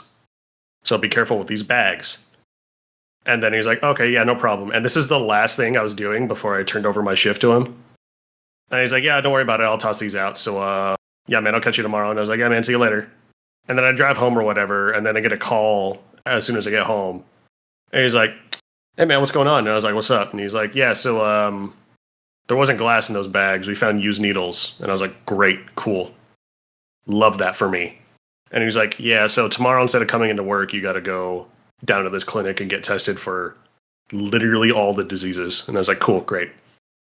That is legitimately insane. And I'm gonna throw this out there. I thought like compost bins, like aren't they a different color than like a trash can? Or were Yes. your guys like, oh, They're see blue. that's oh jeez. Well, And then the other story is I watched another homie climb into a trash compactor because somebody had thrown an entire pallet into the trash compactor, which clogged the trash compactor. So it won't activate and is making a fucked up noise because this giant wooden pallet is stopping it from effectively crushing the garbage. Y'all didn't turn it off before he hopped in there? Well, I mean, it automatically turns off when you open the door. But I mean, it's at an angle so that any trash you throw in there slides down into the compactor. So how he solved this problem is he got a group of coworkers to daisy chain him and hold his hand so he could jump into the compactor on the slant while they're holding him with one hand, and then he could reach in and then grab the bits of the fucking pallet jack and rip it out with the other hand. And I was like, man, I love working here. This is so good. This is so good for us. A real crew. I'm just gonna throw this out there. I feel like Jake's real life with what he just talked about is like way scarier than what happens in this game. But that is terrifying. What's really funny to me, yeah, no, is like I was fucking watching a Papa Meat video and they talk about like a dude just died because his head got crushed by a cardboard baler, and I was like, I know exactly what, how, and when it happened. Because like they usually put the cardboard balers up against the wall, and the whole point of a cardboard baler is it crushes cardboard into a cube shape. And then you take this very sharp steel wire and then wrap it around the cube so that it stays in a cube shape. And then recycling guys come and pick it up. But multiple bad things can happen when you're unloading the baler. There's two jobs. There's the guy in front of the baler, and then there's the guy behind the baler. And the guy behind the baler, usually there's only like about 1 foot of space, maybe, between the baler and the wall. So the way it works is you feed the steel wire from the back of the baler through these little holes that go all the way out to the front of the baler. And then there's like a top and a bottom hole. And then you guys pass the wire back and forth until this whole thing's wrapped up and you're good to go. The guy in the back needs to press an ejection mechanism, or the front. I don't remember which one it is. I think it was the back. And what happens is the baler opens up, and then it puts the cardboard at an angle, which is now like hundreds of pounds at this point because there's so much cardboard. And then a latch on the back of the baler shoots out. Like it's some kind of like spring lever thing that shoots out to fucking give the baler the leverage it needs to fling the cardboard onto a pallet that you wheel in front of it. But also, so many things can happen here. One, if you are standing anywhere near that lever when the cardboard is ejected, whatever was there will get crushed between the pallet or the fucking baler and the wall that it's up against. So that's one excellent way to die. Two, the cardboard literally shoots out, and sometimes it'll stand on a corner and then come down. So if you're in the way, or your foot is in the way, or it shoots out too aggressively and falls off the pallet, that thousands or hundreds of pounds of cardboard could fall on top of you, and then you're fucked. Or something can go wrong with the baler, because you have to basically climb into the baler to clear jams, and then you just get squished. So those are 3 excellent ways to die using a cardboard baler at a grocery store. So let's keep talking about mouthwashing. Yeah, you're welcome. You're welcome for that PSA. Yeah, I was like, and you actually helped me out, Jake. And so with this, just kind of throwing this out there with a crew. Again, you all don't have to like each other then, but there is a certain amount of respect and like taking care of one another if something were to come up. Like you just pointed out, Jake, with your coworker being like, hey, yo, you need to go get tested. That is a really great example. And now going back to mouthwashing, I feel like maybe if the game were a little bit longer, like I would have, I guess, like cared or liked any of the characters in this, but I really couldn't. I really couldn't be like, oh, dang, like this is a person that I'm rooting for. And so I feel like for me, that was like kind of not the best thing. And I was like, what am I doing? And why am I doing all these things? And then, of course, the ending explains some things. And then I'm still just like, this still doesn't feel great. But this is just my experience, my interpretation. Jake, if you do play it, you might be on Robert's side with this. I just felt I like never said that you're still. supposed to feel great about it. I, in fact, think the Well, point of that game is that you're not supposed to feel great about it. I mean, but you did say that there were people you were like, oh yeah, like really like these certain people. And you were like, a crew? What do you mean? And throw this out there, Because Jake. they're You did because say they're the same thing. jobbers. They're literally like they're just a group of people that happen to be working together and they're doing it for money. They're not doing it because like they care about each other or anything. Neither of them do. There is But two that's my characters in that point game that though. have a deeper relationship with each other than anyone else, and that's because they knew each other before they got on that ship. And they still suck. What I'm trying to say is that like totally get you, totally hear you. And it is like a very somber game.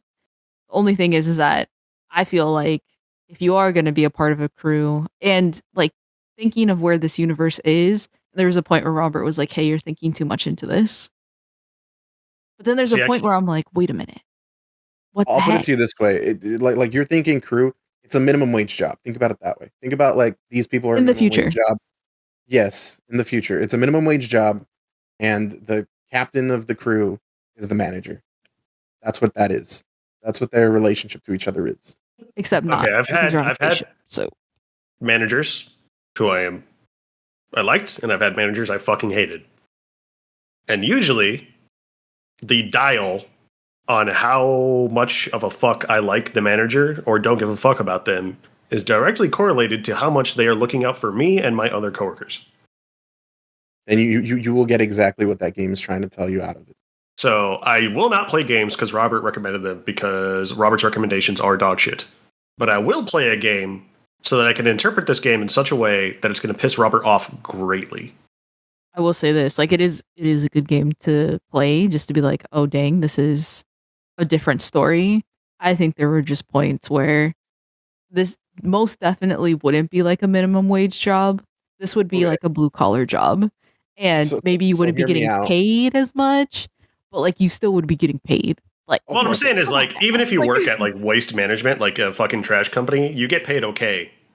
There are you get paid a lot of handsomely. ways to die working at a trash company.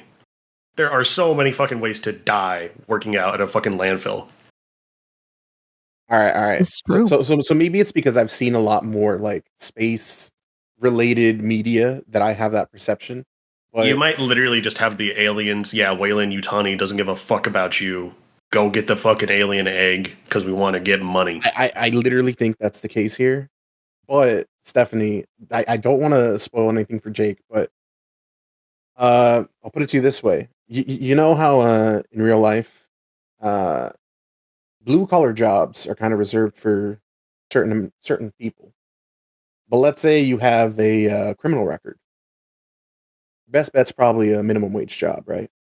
No, because I just sent you a TikTok on this, but continue for the sake of this argument. Okay, but also maybe that's it. I've only worked minimum wage jobs my whole life, so I have that perspective, and that's how I see this.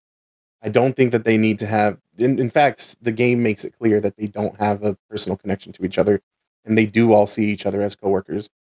The only one with hope is the young kid who's it's his first job. So of course he has a more positive outlook on life. He hasn't been beat down by life. Like this is a shit ship. It's not like a nice ship. Okay, wait. And so if we do go by that, right? There's like a certain I think I can say this isn't spoiling anything, Jake. But there's a certain aspect in this game. You're on the spaceship, right? And there is like a legit machine that will just pop up with like basically like an MRE. So it's like food and like drinks in like this weird pouch thing. And it's unlimited. That's crazy to me. Anyway, sorry, continue. It's not unlimited though. Well, we won't continue with that. Anyway. Okay, whatever. So, Stephanie, I don't know how many gutter tier minimum wage jobs you've worked where they've tried to kill you on a regular basis. People try to kill me now, Jake. What? Well, it's because you're a woman. That's just a debuff you have. That's fair. I can accept that. Robert's I know the title basically of the podcast. Robert's basically exclusively word dog shit jobs that have tried to kill him. His current job he works now almost killed him. I am in between where I've worked shitty minimum wage jobs that have tried to kill me and lived a cushy corpo lifestyle that I also hate. So maybe my opinion on this shit will be somewhere in the middle.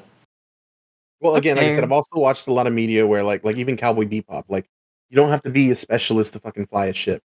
Like anyone can fly a spaceship they're like cars essentially in a universe It's where that's the norm. okay. Wait a I minute. would But hard disagree. exactly. But then even if we like think about that, even if we use that, there's a point. Even when these animes like show this, the crew again, since they're together all the time, like you get to know people and there's a relationship that's built. Yeah, I was gonna say if you're like Even if you have to sleep next to your coworkers, like you're gonna have to build some kind of fucking relationship with them. Like you're not really getting out of that one. Okay, and what I'm wait, saying so is, going back just a little bit too, I will say, like, with my job experience, it has been in the middle, and maybe it's been like with some things being like way bottom tier that have been like, how is this even a thing? But with this specifically, like, I do want to throw this out there. With like blue collar jobs, like you can still have a specialty, even if you didn't like go to a lot of schooling or if you only got like an associate's degree. And this is the part that gets me. It's in the future. So it's just like, yeah, maybe they don't have like all of these skills and all of this other stuff, but I do think they're getting paid more. Like Well, this and isn't like something that like is like I $25 an hour while being on a ship. You know what I mean? Like just throwing this out there. okay. well, like blue What I'm collar work saying, usually experience is what is considered more valuable. So the guys that stick around longer in that trade are valued more typically. okay, all I'm saying is, Weaponized. I'm projecting all the knowledge I have of other space related spaceship things or whatever. But let's erase all that. Let's erase all that. Specifically, this story in this game, because of because you know everything, including like the ship and what they're transporting, Stephanie. This universe in its own thing, it establishes the only person there worth a damn is the captain. The rest of the crew is expendable. They are jobbers. At least that's what the game is trying to sell you. That's the universe it's trying to portray. And I think that if you take that and you see how they treat each other, it makes sense in the universe that they are showing. Okay, but let's use that, right? So, Jake, you brought up a really good example with like just like waste management. And so I just work with a lot of different people, hear a lot of different stories, and so specifically in the Pacific Northwest with waste management, that is exactly almost how that works. There are two people in like the chain of command that are like basically, like you have to keep them up and running, but there is still points where they all have life insurance and all of this other stuff. There are like multiple ways in waste management in different like I guess places you can work in waste management where you are at risk. You're still getting paid pretty okay. I'm not saying you're getting paid like software engineer status, but if you don't have any like education or anything like that, you're still getting paid pretty good. And there's an opportunity for like overtime if that's something you want, but But you this don't have to isn't real take. life. This is like a world that's trying to tell you that it's shit here. It But sucks. here's the crazy part because I'm you're gonna even fucking send bringing an it email to up. this fucking guy and be like, "Hey, Do can it. you just tell Do me it. real quick, would this Do fucking it. have happened?" And then he's gonna be like, no, obviously this place is fucked." And And then what you're if gonna be he's like, like, "Mm, whoa, well, wait a minute. Okay, so there's a point where I too was not as relationship inclined. And so that's why I fucking wrote this fucking story. And yeah, you know what?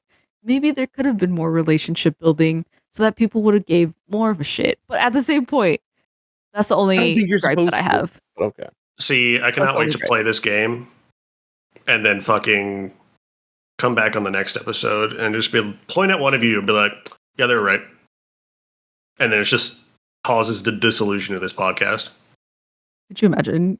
We Jake's broke like, up you both because are of wrong. fucking mouthwash you. Just- What other opinion could you have? Jake's just like, actually, Bitch, I almost broke up with you because of your opinions on Persona. Like, I almost dropped your ass. Damn. How dare you interpret my favorite fucking media wrong? Okay. Well, Wait, is this We're your favorite over. media? Like before before we continue on, is this one of your favorite medias? Will this make your top 10? Or did it make your top 10? mouthwashing. Yeah. Like I said, it would have made my top 10 last year. This year's all fucked, so I don't know, and I I don't didn't even know play if it I this year. played 10 games this year, to be honest. And I don't know if I'm So going to be able to play 10 games by fucking the end of yeah. this month because we do the fucking top 10 in December.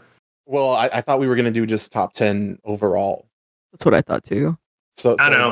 we only have to have 10 things together, which we I have some do. theories, but we can talk about it after the Yeah. episode.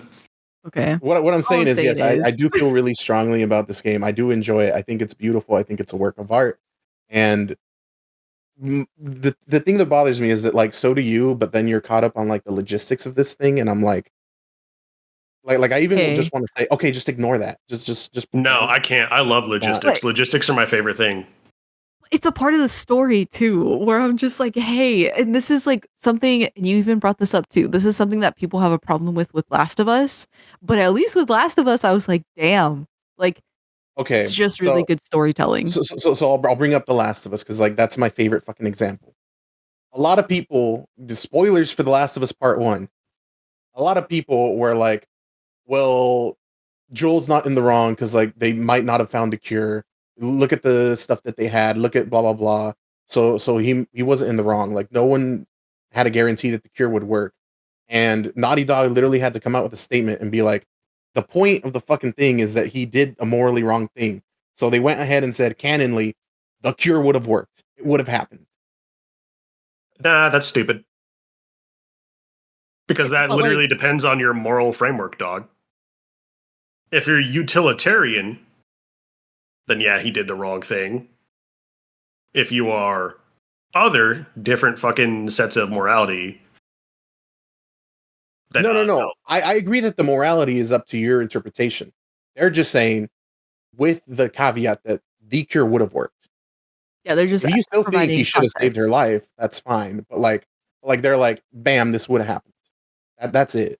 Like, you can still think, oh no, what he did is right because no life is worth sacrificing. But like with this, like, okay, here's the crazy part about that, right? There is a lot of controversy in that game because it deals with things that are like dilemmas, ethical dilemmas. We And need to come back to this once Jake's played it because, like, we're getting danger fucking close. I guess maybe you're So, right. All yeah, I'm how about saying we is just ice this for a fucking yeah, episode where I played the fucking game? yeah, just another yeah. year. Anyway, what I'm saying is, last thing, I do think it is like worth playing. I am also saying I did not like that with the story. Like, I just didn't give enough of a shit to be like, oh, okay, then. Like, it didn't move me too much in any way. It moved me, though, with a lot of the mechanics in the game and how I was like, oh, dang. Like, this is going to be stuff that I will remember for a bit. Where I'm I going to be like, cannot oh, wow, that's nice. wait to see a guy get crushed in a trash compactor and then just get fucking grocery store PTSD. Can you imagine? I It's mean, actually, it's all about all the I ain't gonna It's too real. say anything. But anyway, I thought this was supposed to be escapism, Robert. mouthwashing is not just a escaping. reminder. Yeah. But all right, that's it. Definitely would give it a play. And you know what? People should comment on it. They should comment in the comments if they agree with Robert. Anyway, okay. That's my I last mean, thing. you even said you'd play it again because it is a good game. Anyway, But it's not the greatest story. A lot of loopholes in that. Anyway, so okay, we'll get back to that. We'll get back to that because I don't think so, but okay. Anyway, speaking of Robert has shit fucking opinions and shit fucking recommendations or whatever, I beat Claire Obscure Expedition 33. That is the best modern game I've played. It hits every single fucking note. It's really fucking good. I played it. The music is good. The voice acting is good. Every single fucking character is interesting and has their own voice and feels like a real character. And then we got to a part of the game where I finally Jake, speaking of Persona and all that, he played Persona while he was in high school, and in the Persona games, you're in high school, Middle so we school. got to relate to that a lot. What was that? I said and middle school. And middle school. So he got to relate to that a lot, and it really, I mean, that helps. That makes the game more impactful, I think, when you're playing it. And when I played that game, it was like way later. Player Obscure Expedition 33. The main premise of the game is there's these people. They live in this place, and every year, across the way, someone named the Paintress paints a number. This time, it's number 33. And whenever she paints that number, it means that anyone over the age of the number that's on there dies. And this has been going on for years. And each year, the people, so in this case, Expedition 33, all the 33-year-olds, are going to go out there and try and stop the Paintress once and for all before the next year goes on. The fact that you got a 30-year-old protagonist and, it's dealing with like, life and death and like age and all that was already, I was like, oh, finally, a game that isn't set in high school. Like I can relate to this protagonist. And that was fun. But then at the midpoint in the game, something happens that just fucking hit with real life shit I was going on in my life. And god damn, did that make an impact. Like I was sitting here trying to escape with this game. And then I'm like seeing this character go through this stuff, and I'm like, this isn't really escapism, but like I am vibing with this on a level I've never vibed with a game before. And even if you aren't, like, it's something that a lot of people can relate to, I think. And it blew me away. Uh, it is a turn-based game, but it doesn't really feel like it. Like you guys have both played Persona, so you guys have no problem with this type of gameplay. But and it's very similar to Persona 5 because you also have like weapons where how in Persona 5 you can use guns and you can shoot, and that doesn't really count as your turn. It's like turn before your turn. It does something similar to that, but then you also can parry when the enemy's attacking, where you can block. So it's not just like, oh, I play my turn and then I have to wait and just watch the enemy attack me. You can also actively do things while it's the enemy's turn. So it's got a really fun gameplay loop. Every single environment, because you go from place to place, is gorgeous. Uh, I don't think I've ever seen a game with such a beautiful and like, because it's a new IP. It's completely its own thing, but I guess it's kind of got like a near automata kind of beauty where it's beautiful nature with the semblance of there used to be things that are not, there used to be civilizations there that aren't there anymore, and it's also really fucking funny. Like there is so much humor in this game. It does a really good job of balancing the light with the heavy. A lot of characters have really really fun themes. Like their soundtracks are god tier, and I am willing to bet anything that no one who plays this game can make it through to the end of the game without crying. Such a beautiful experience. I cannot wait to see what they do next. It's overrated because it's overrated for a reason. So you mean it's rated? Yeah, it's just the funnest game I've played. And it also has multiple endings, so it's like, yeah, just a game that keeps on giving. And if you think, hey, maybe this game's gonna be too hard for me, it's not. There's so many different ways for you to build your character that like you can get through it easily. And what this game does is it has kind of a mainline story that you can go through, and it paces you and levels you up in order to do that at a good pace. And if you think that's too easy, all the side stuff around you is insanely harder than the main story. So if you want a challenge, you can go do that at any time. And if even the main campaign's too hard for you, you can just like level up in certain areas. So like you can really play this game however you want. It's amazing. I mean, I've heard nothing but good things. But you know me, I gotta wait to play brand new games for at least 10 years. I cannot sell this game enough. People compare it to Devil May Cry. People compare it to Final Fantasy. Enough said. Yeah, but you did also recommend me the Evil Within 2, which I also played, which can eat my ass. Not the only one that recommended that. Yep, you're both on timeout. Just play mouthwashing. Just play mouthwashing, and then Just play mouthwashing to make my other opinions seem better, I promise. exactly. I think, Jake, honest to God, if you played Clair Obscur Expedition 33 and you didn't like it, I'd be like, you're just being a contrarian. You were literally just rage baiting for the fucking sake of rage baiting. I would never. Stephanie's gonna be like, I like Clair Obscur, but like realistically, do you really think that these people in that situation? Bruh, I wouldn't do it for that game.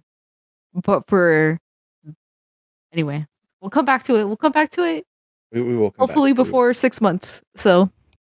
And hopefully we'll see how long it takes Jake to finally play that game.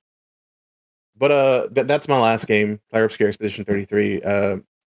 If this game doesn't get Game of the Year, and I don't mean like us, I mean like Game of the Year, I will be shocked. But yeah, I think that's it for games, right? We got all of them. Yeah. Or was there? Did we miss something? I don't think so. nope. All right. With that, we move on to movies. And Jake, why don't you take it away with a movie we all watched? Yay, we can all talk about weapons. What did we think of weapons, fellas? Funniest movie I've seen this year. The Minecraft movie was pretty funny, but also I think I laughed harder at weapons than I did the Minecraft movie. Okay, wait. Did you guys watch it together? Yes. That makes so much more sense. Like, I don't know. I thought that was like crazy. I was like, geez, this is so weird to think about. And so earlier in the year, me and Robert were talking about like just like random stuff. I think he had like read a Reddit post about a guy posting that some girl just came up and like cut his hair or something like that. And Robert's like, obviously it's witchcraft. And I was like, what? I mean, there could be a lot of things going on with that. That is weird though. But I was like, wouldn't have to go and cut off somebody's hair. Like you could just like get their hairbrush, or there were just so many things. But anyway, I'm pretty sure, I think maybe Robert, you had already saw this by then. Or maybe you didn't. I don't know. When I saw that post, no, I had not seen this movie. I would have assumed that Just Mexican. either witchcraft or fucking like a shrine, which is not much better. I would argue that's Hey, a form of Arnold. witchcraft. Or a totem. I mean, Cutting off somebody's hair without their consent is very weird. Even consensually asking for a lock of your homie's hair is also very weird. that is fair. That is fair. I wish we could find the post because the way that it was like phrased was like weird. Cause like dude wasn't freaking out until he was like, oh wait, maybe this is like a bad thing. Dog, she's gonna cast the fucking dick shrinking spell from an Etsy witch. Watch. Anyway, so it just reminded me of this moment when I like watched this movie. And then I was like, oh, okay then. So yeah, wild times. But I really did like the movie. I did really like this movie. If people told me they did not fucking like this movie at all, I feel like I'd 100% get it. Like, I've seen most people be positive on this movie, but the people that do not fuck with this movie do not fuck with it. And I get it.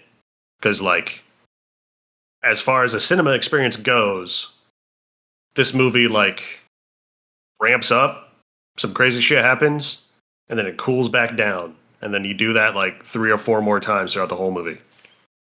And if you were not down for that pacing, it would probably just irritate the fuck out of you. That's fair. I also didn't see this in theaters. So just from the comfort of my own home. I know, I like that the comedy was, like, a little bit more confident than it was in Barbarian. Because I thought, like, the fucking bit with the barbarian with the homeless guy was kind of cringe. I was like, damn, like this movie's like really funny in a lot of areas, but I feel like that you tried too hard. But everything else about that movie I loved. But I feel like the comedy in this movie is way Really fucking funnier. funny. And it like a lot of the comedy is, yeah, sometimes they're just overt jokes, but a lot of it is just like blending the horror, like the absurdity of what's happening and how fucked up and unexpected it is, which is why it's funny, but it's also just legitimately fucking horrifying. Like there's not like one overall horrifying thing in the movie. It's like a bunch of different topics that I guess like depending on who you are would freak you the fuck out. Like, hey, if you don't fuck with old people, we got something for you. If you are terrified of losing your child, hey, we got something for you. If you have the personal fear of being attacked at a fucking gas station when you're trying to pick up a Red Bull, that's me. Hello. They have something for you. And being run over. That There's too. just so many things. Like, yeah, oh there's my just like a gosh. lot of fucked up horror things. Getting stabbed by used needles. Jeez. Being like I literally thought of Jake when that happened. I'm not gonna lie. like being in a situation where you need to talk to a police officer, but you cannot talk to the authorities in your life / police officer. Bruh, fuck that guy though. On like so many different reasons. I'm just like, what? That was Which all one? like that Han Solo. Oh, the cop. Yeah. Mhm. Yeah, he was an asshole. Yeah. Like like you I don't know, I kind of hate every fucking character in this movie, but also I kind of understand why they're like that. Keep Like that energy. there's no clear cut.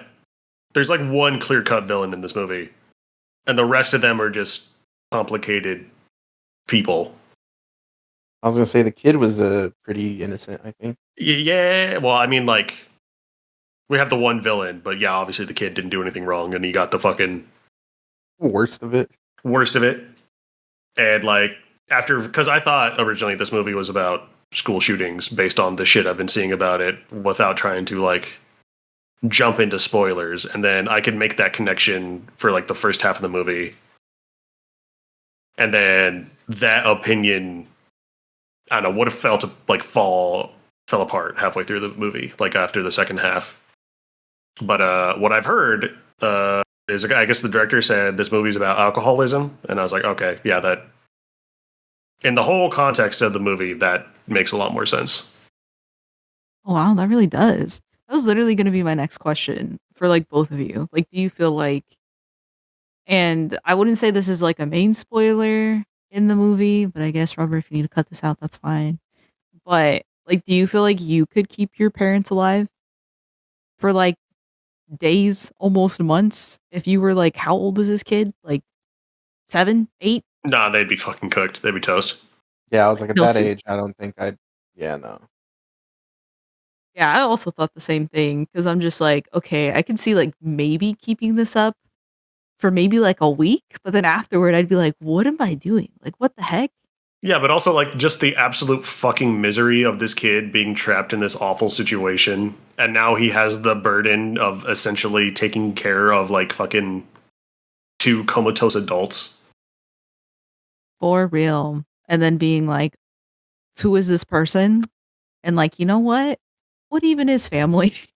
What about distant family? Well, like What I've the heck? also had like moments like that where I'm just like, I have no fucking idea who this is, but you tell me this is a guy you know, so sure. He's somehow related. Just the powerlessness you have as a child. Okay, I'm gonna say something, and I hope none of my family members ever listen to this. But when I was really young, and I lived in California, and even when I went to Mexico as a young kid, I had family members, two to be specific. One was an uncle, and one was an aunt. And I don't know what it is. Maybe it's like a certain age that they were or whatever.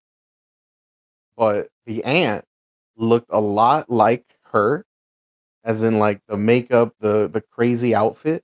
Like that is what she dressed like. So when I watched that, I was like, "Oh, okay. So that wasn't a Mexican thing. This is like a universal we got a weird old.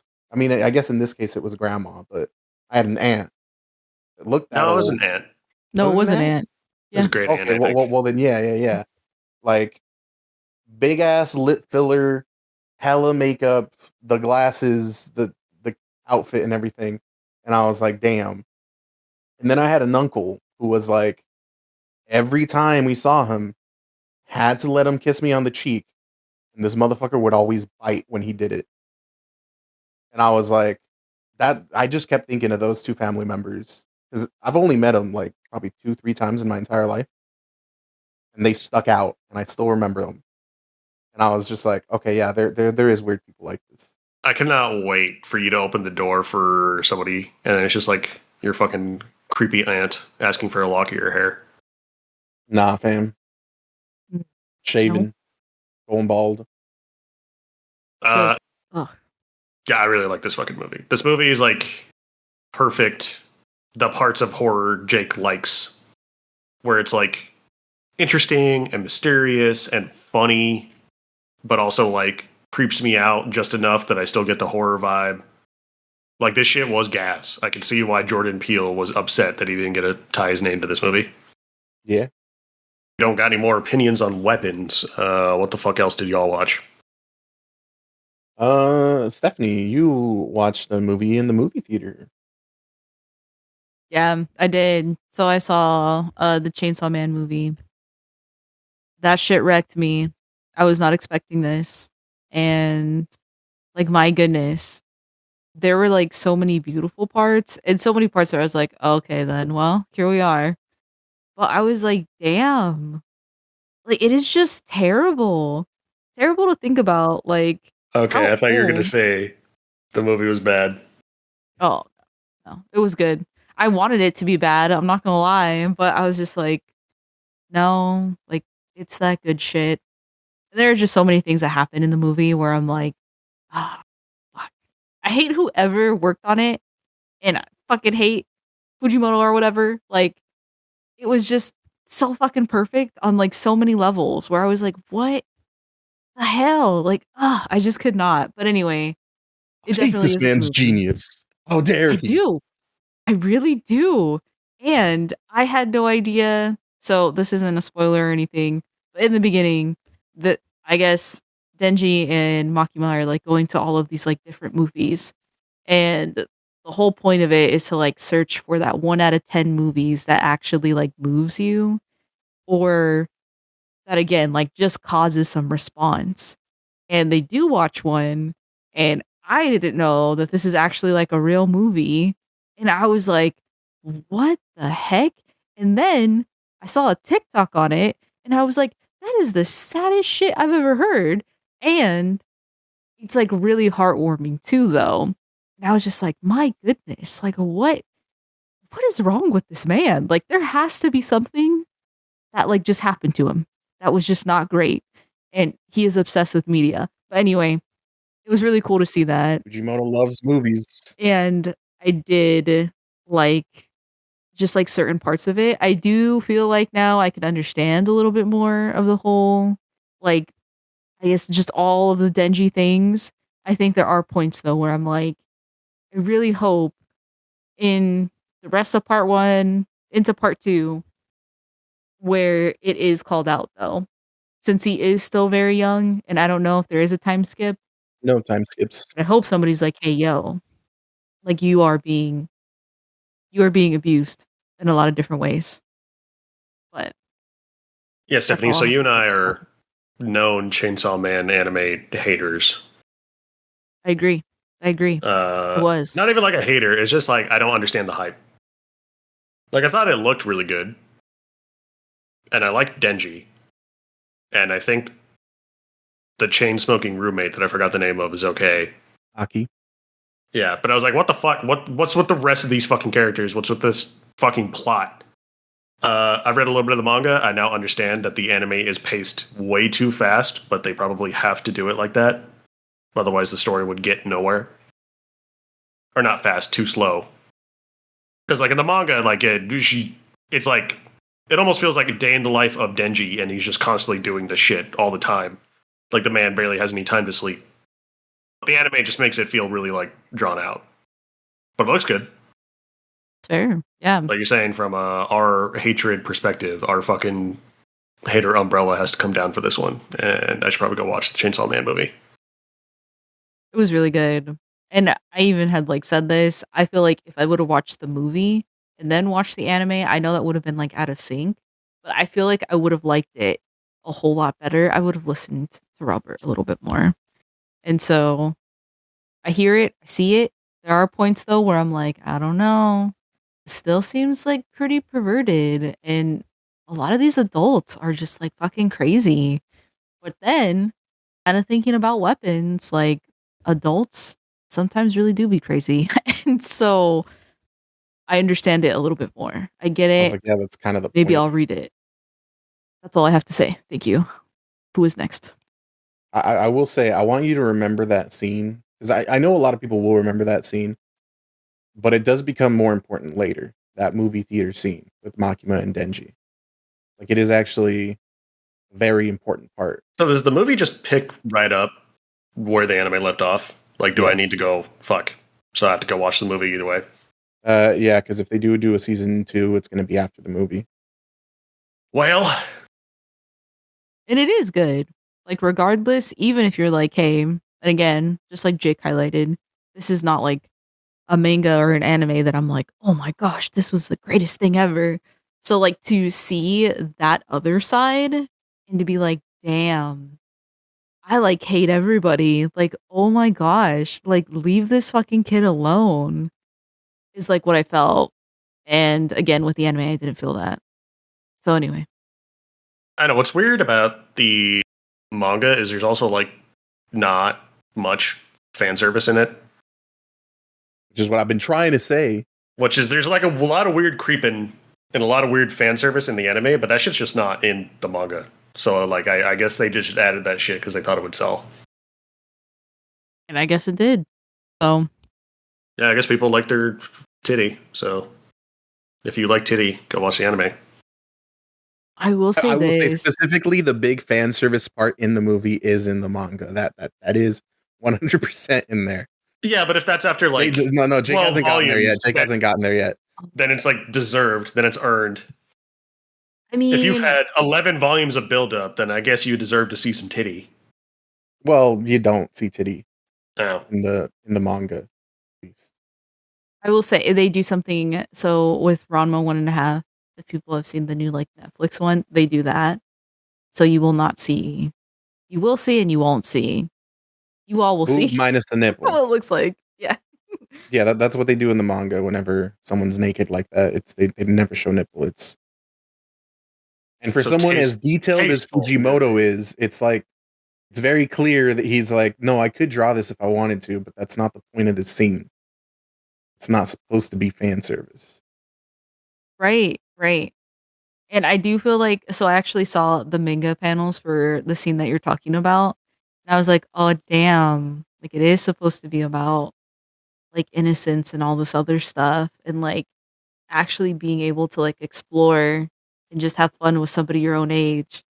Like that's fucking crazy. Anyway, so I do want to say this though. So I did watch this movie in theaters and I will never do that again. I feel like Just- I watched the Jujutsu Kaisen movie in theater, and I like I've never thought more about committing an act of domestic terrorism in my life. Robert, you have to cut that. Like- You have to cut that right now. It was fucking cringe. Oh, it was so fucking bad. Like the fucking autistic people in the crowd that are like, he's like 10 years older than I am, but he's like clapping and screaming and hooting and hollering. And I was like, I'm in a movie theater. If you don't shut your fucking mouth, dog, I'm gonna duct tape that fucking popcorn over your fucking head. And that's kind We of what got happened. lucky for that one though, right? Like Jujutsu Kaisen, we watched that and it wasn't. We just got lucky for that one, I guess. Yeah. And I will say this, I thought I was going to be okay because I went to like a later showing and there were just like these teenagers and there was one that literally would just like not stop talking to the point where like I guess there were like other maybe like older teens and like this dude was just like standing up being like I just am playing like a mobile game or something like that or he'd be like, "Oh, like I can't believe this." to the point, like I said, where like another person, like kind of in the same row, was like, dude, can you just shut the fuck up? And like, this is again, right, for the whole movie theater to hear. And so he like doesn't say anything, but then he continues to like make comments throughout the movie. And he was the only one. And then there's a point where he's like, oh, like, I have never heard a person in real life use this like term, but he's like, you guys are all gooners. Like, you guys are just gooning for this. And I'm like, this is the cringiest thing I've ever I experienced in my life. And I never want to hear this kid talk again. So anyway, did I'm he so say sorry. chat? Did he say chat in real life? Does this guy think he's the main protagonist? Bruh, it must have been. And of course too, right? Like I don't know what this teen's perspective was, and he didn't stay until the end. Like him and like a few of his friends probably got picked up by their mom. And so it's just like, okay, So he I watched like half of the fucking movie and he was annoying through the whole time. he probably watched like a good like 75 to 80% of it, and then they probably had to leave. Cause again, this was like a late showing. So I think the showing had started at like 9:30. Then by the time like previews and everything was done, right? Like it started probably at like 9:45-ish. And I will say this, I am not a parent, but if I had to go pick up my kid at like 11 something at night and I had to go pick up their like two or three other friends, like I'd be pissed too. I'd be like, you know what? It is 11 something. Get your ass in the car. So, but I anyway, just be like, find your own way home. I ain't doing that. Figure it out. right? Another parent. But that's all I Or like had an to say Uber. about it. It was just an interesting time. And yeah, I thought with the like other anime movies I've watched, like I haven't had that. And so to actually just witness it, I was like, is this I mean, I what thought I actually Jujutsu watch a Kaisen was movie? good, but I'm also like a shonen hater, so I also didn't love Jujutsu Kaisen. I thought it's I thought it's good. It didn't like change my life. But maybe my fucking opinions on Chainsaw Man will flip around after seeing this movie. Actually, I don't even have negative opinions on Chainsaw Man. I still think it's good. I just think the anime is like a 7, an 8. I When mean, like people were I did say that talking the like it was manga the is the second superior. coming of Christ. I have always stood by the manga as the superior format for that specific manga. But y'all weren't reading it, so I was like, watch the anime. Now, And then I was finally. like, Whatever, I'll watch the fucking movie. Pick one. You get the Chainsaw movie or you get mouthwashing. How about you read about up to both? the res arc? You're like literally so close. Nah. Readings for pussies and losers. What else did you watch? I watched a lot of fucking movies. I mean, a lot of movies from the last time we made a podcast to today. Like, so many movies. A lot of movies Yeah, that we good thing already you're talked about, or not movies that talking about them. yeah, movies that we already talked about, or movies that I you have on your list that I also watched. But there's only one movie that I still think about out of all those movies I watched. Have you guys ever heard of Interstate 60? Nope. Stephanie? No. Bob Gale is the guy who made the Back to the Future movies. Then 12 years after that, he decided to make a little movie called Interstate 60 in 2002. This is a coming of age movie from the early 2000s. And I don't even want to give away the premise of this movie. Other than the fact that it's coming of age. There's a guy, he just graduated high school, wants to know what college he's going to or what's next in life. And he's like, okay, what's next? I don't even know if it's high school. It might be like a little bit of college or whatever. He's an artist. He wants to go to an art school. So I assumed it was after high school, but and his dad's like a businessman, lawyer type guy who's like, you need to follow in my footsteps. What follows is a movie that has the whimsy and the whimsical characters of like a Roald Dahl novel with like the closest live action movie I can compare it to is like Tim Burton's Big Fish, where it's wild, it's wacky, it's outrageous, but it all just kind of fits. Big Fish? Like one of your favorite movies? This is what you're comparing it to? Yes. This movie is so good, and the cast is insane. Like it's just got so many heavy hitters, and they're doing so good. Um, like I said, I don't want to even say basically anything that actually goes on because I'm pretty sure I'm going to make Jake watch this movie. It's just it's such a time capsule in the sense that, like, you know, while you're watching it, you still got home phones on the landline and all that. Very obvious, like early internet when it shows scenes about that. So it's very charming, but it also is kind of timeless. Like it doesn't feel like a movie where you're like, oh man, I don't want to watch this old shit. Like it's just so good. I can't believe I hadn't watched this movie. Like I didn't even know anything about this movie. One day I just like on a whim was like, huh, what's this? And I put it on, and I'm so glad I did. It's it's just really good. And like I said, I don't want to say anything else because I don't want to spoil anything. But it's like a 2 hour movie, and it's just you guys have read Roald Dahl books or watched the movies. You know how every character you meet has like a wacky personality and like just they're quirky and fantastical. And also this is very much a fantasy movie, which is the opposite of, you know, the Back to the Future movies or sci-fi. So I was very impressed by how well he did with that genre. Like it's good. You should watch this, Stephanie. It's on Prime. It's free. All right. And Jake, I will force you to watch this. At gunpoint, you stupid bitch. I It's don't fine. like whimsy. I hate it. I think you'll like this. I think you'll like this a lot. I like my cynical gray world and my narrow worldview. Well, that's part of what this movie's about. My It's heart will about not someone grow being 3 like that. sizes this day.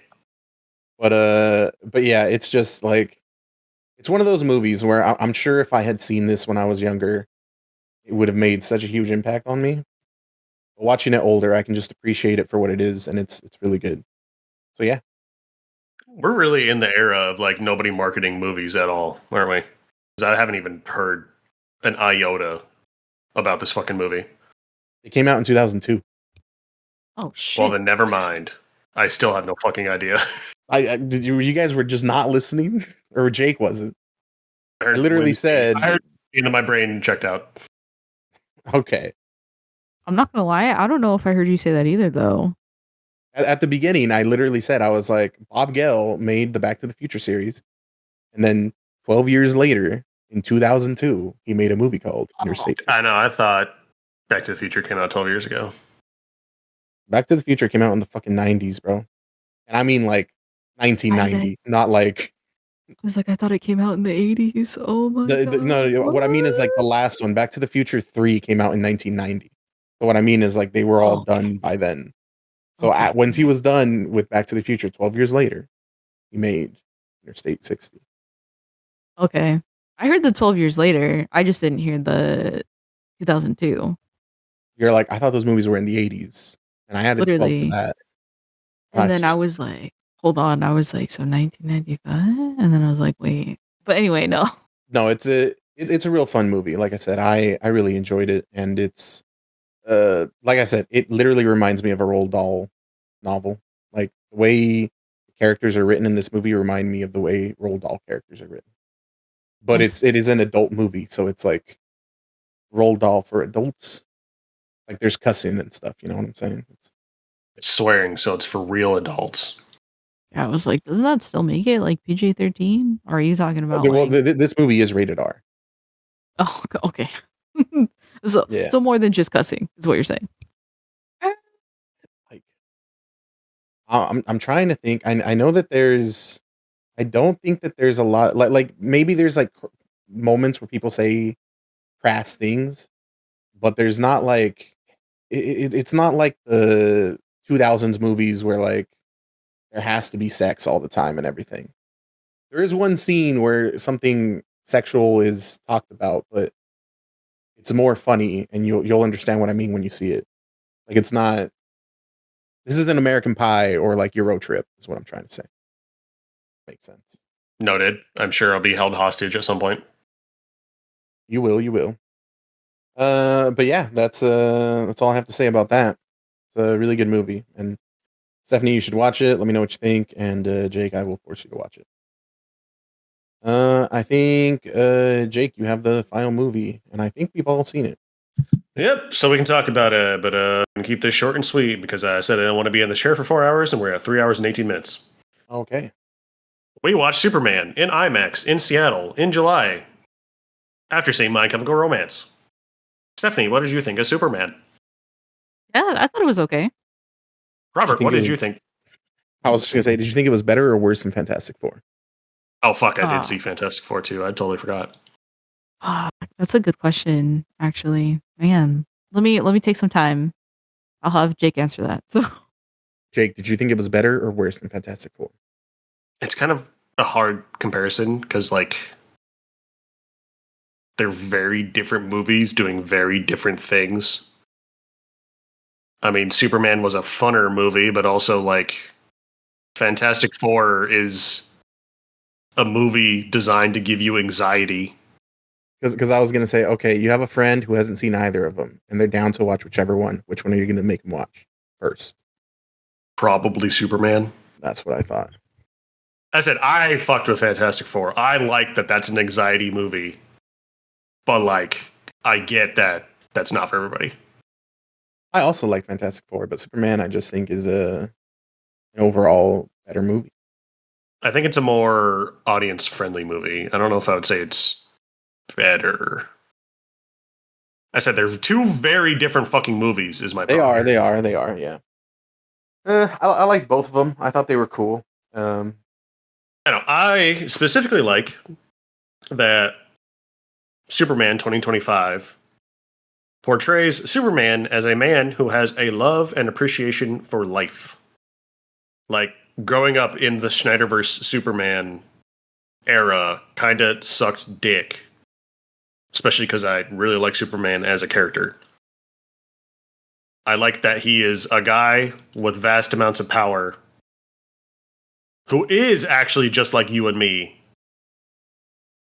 and just wants to do what's best. Plus, the movie did fuck me up a little bit. I do like what this movie does say narratively. I love that it's about the people that you're with and around and spend time with and are there for you are your family. And that's what matters. That was a very wholesome time. I also thought it was... James Gunn also just knows how to write jokes. Like, he knows how to write funny superhero dialogue without it feeling like overplayed Marvel movie comedy dialogue where the jokes are constant, but like maybe 1 out of 10 will hit. Where a James Gunn superhero movie will have like less jokes, but they'll hit way more often. You know, after watching season 2 of Peacemaker, I think he should stick to movies, but he does. He does. Yeah. I have not heard Peacemaker was very good. Or season 2 was very good, but whatever. We're talking about Superman. Yeah. Oh, wait, y'all don't have any opinions on Superman? You just thought, like, yeah, okay, whatever. You don't have any love for this character? No respect on my man Superman? no, I thought it was a good movie. I will say this: I thought it was interesting between like Superman and Lois Lane and just their dialogue. I was like, whoa.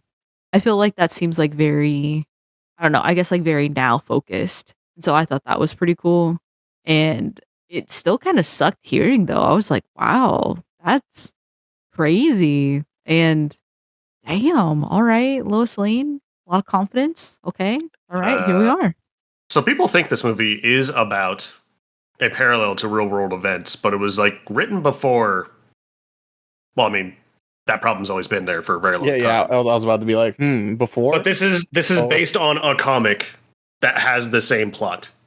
Like, this is not, it was not written to parallel real life. It just happens to be that way. I'm excited to see where to get like more good Superman movies. I just like that Superman is literally just a chill guy, just a little farm boy that you would like to hang out with. Like, I always envisioned myself like, hey man, if I ever saw Superman and wanted to talk to him, he would probably talk to me. He would like entertain me for like at least 5 minutes if he wasn't like super fucking busy. We would talk about Persona. Mm-hmm. Yep, that's what he spends his time doing. Yep, exactly. What were you gonna say, Stephanie? No, I was just gonna say, I just thought that the like dialogue between them is just like different things that are going on in relationships like currently. It's kind of like the same thing with another couple that's in the movie where there's an individual that is like on their phone chronically, and I'm like, wow. I just felt like it's very reflective of what's going on in like 2025. That's all I was saying with that, and I So really you're like, appreciated it. fuck Superman. Actually, I just want to analyze the weird in between relationship he has with Lois Lane. And then the other like relationships in it, I just thought that was like a really cool thing and something that I haven't really seen with like superhero movies. I was like, wow, okay, all right. It's not just like based off of maybe like panel by panel or frame by frame. It's also like bringing in things that are happening right now, which I really like. But anyway, Yeah, I mean, if you're into that, I guess that's cool. I mean, I wish there was a TV show that kind of dealt with specifically just that, like Lois Lane and Superman, but there's not like a cartoon that does that or anything, so that sucks. Yeah, talking well, about I wanted a superhero good movies, so interpretation of adult Superman. I guess. But what I'll say is like, yes, Superman was great. Superman was awesome. You know, David Corns, whatever the fuck his name is, did a fantastic job portraying Superman and everything. But let's give some love to like literally the rest of the cast. I know, I fucking love Lex Like Luthor in this movie. Lex, fucking He is awesome. so fucking petty. Like, this is the. I get that people do not like that interpretation of Lex. Why? It's so good. Because in the Justice League cartoon, Lex is. He is that petty. He just wouldn't ever show that he's that petty. But yeah, but he's younger here, obviously. He's gonna get older. Yeah, I feel like. I know, they're both like 30. But I guess, like. It does feel like both of these characters are like. Younger. Yeah, a little bit younger. They both haven't quite hit their stride yet. Mr. Terrific? Chef's kiss, bro. I did like Mr. Terrific, even though he's apparently just a Mr. Fantastic ripoff. So what? They're like, we need a smart guy that leads a team of 4 guys. So he's cool. Fine. I do like him. I do think he's cool. I do like that James Gunn has love for the weird, obscure characters. Like, we didn't even get, like, we got Guy Gardner. We got fucking Guy Gardner as the Green Lantern. We didn't get fucking Jon Stewart or Hal Jordan. We got fucking Guy fucking Gardner, which I am stoked about. But if everybody's probably just like, that ain't Ryan Reynolds. Why does he have a bowl cut? Fuck Ryan Reynolds, bro. But yeah, I guess I'm just excited to see where that shit goes. I do like DC Comics. I just don't think there's been a lot of fucking cinematic avenues for me to love them. But also, I don't really give a fuck about Batman. So, like, there's, like, very little for me in terms of cinema. I see. But now I see the path, bro. I see the vision. I see the opportunity. Glad you haven't seen the stuff of maybe them buying out DC and James Gunn definitely being fired because the people that want to buy it hate that woke shit and that whole universe might be shut down. Sick. But, you know, that's life. I guess that's it for movies. Jake doesn't have TV shows. So I'll just run by mine real quick, Stephanie, and then you can do yours just because I feel like that'll be faster. Okay. I watched Dexter Resurrection. It is literally what everyone who enjoyed the original Dexter wanted. It's a return to form. It's got good characters. It's set in New York now. It's got a very interesting premise. Instead of just Dexter doing his thing and killing other killers, you got, I forgot his name, but the guy that plays Tyrion in Game of Thrones, short dude. He's a very rich guy who is obsessed with serial killers. So he has like a serial killer club and he just has all these serial killers come and like he helps them with like funds and stuff in order for them to continue serial killing so that they can come and talk to him and share their kills with him. And Dexter happens to kill one of the serial killers that got invited to that, sees the invitation, and then goes, oh my god, this is my wet dream. I can fucking go to a place where there's a bunch of killers and just kill them.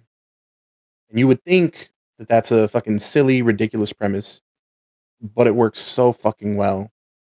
You got almost every single character from the original series comes back in this show in one way or another. And that's like the fan service is just so fucking good for anyone who enjoyed the original series. And you got new characters. My favorite one is an homage to Willem Dafoe's character in The Boondock Saints, a detective who's a little bit weird and who has to plug in headphones and listen to music when they're doing a case. And in her case, I believe it's Staying Alive that she listens to while she's doing her thing, and it just works so well. It's such a good welcome back, Dexter. We missed you. It was so good. So love that. If you were one of the Dexter fans, was like, man, this show really shit the bed, make it stop. Nah. They did it. They brought it back better than ever.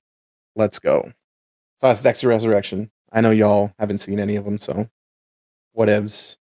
The next one is The Studio. I think I've mentioned it to you guys maybe once or twice. But if you don't have Apple TV, this is a Seth Rogen show where he is a studio head for, a Hollywood studio.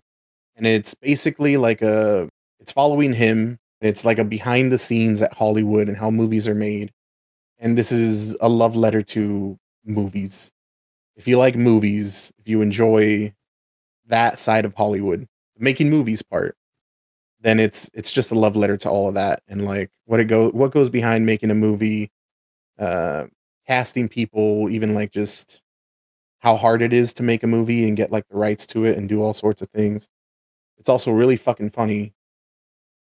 And he has, I don't know how he got the cameos he got.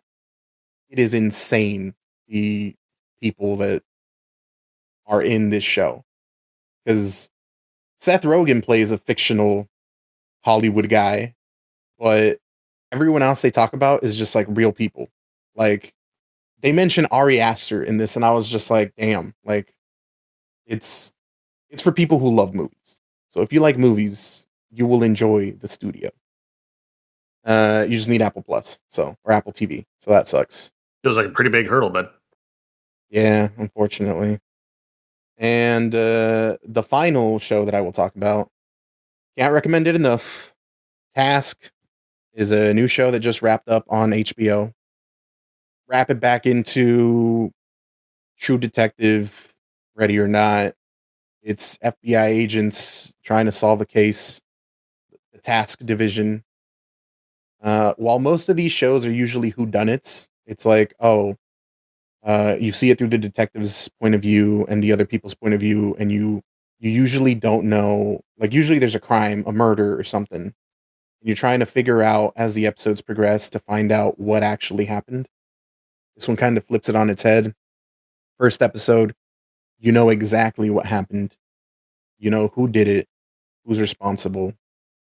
And then you're seeing like 3 different points of views as these people try and figure out what happened, while you, the viewer, know everything that went down.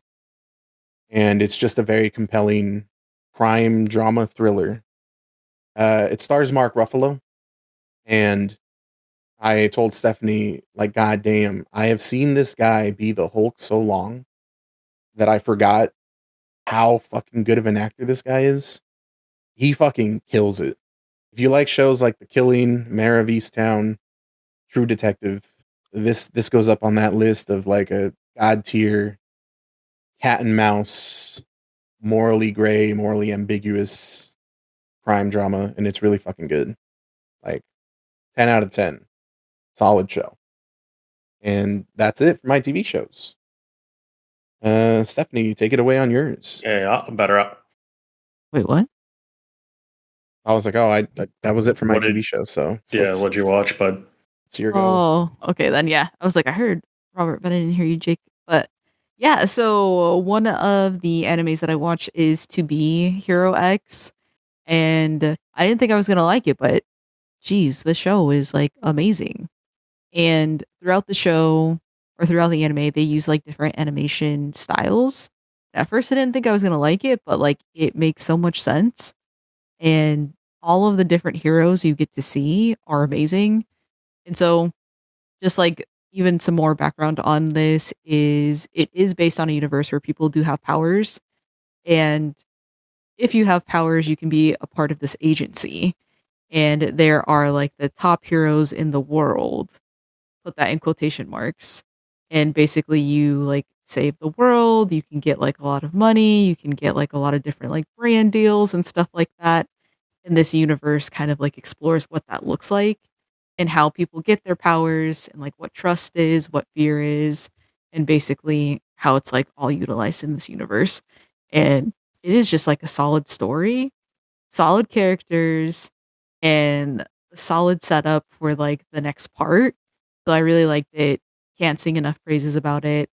And there will be like villains that people will not like, and it just works perfectly. So I'm excited. More to come with that.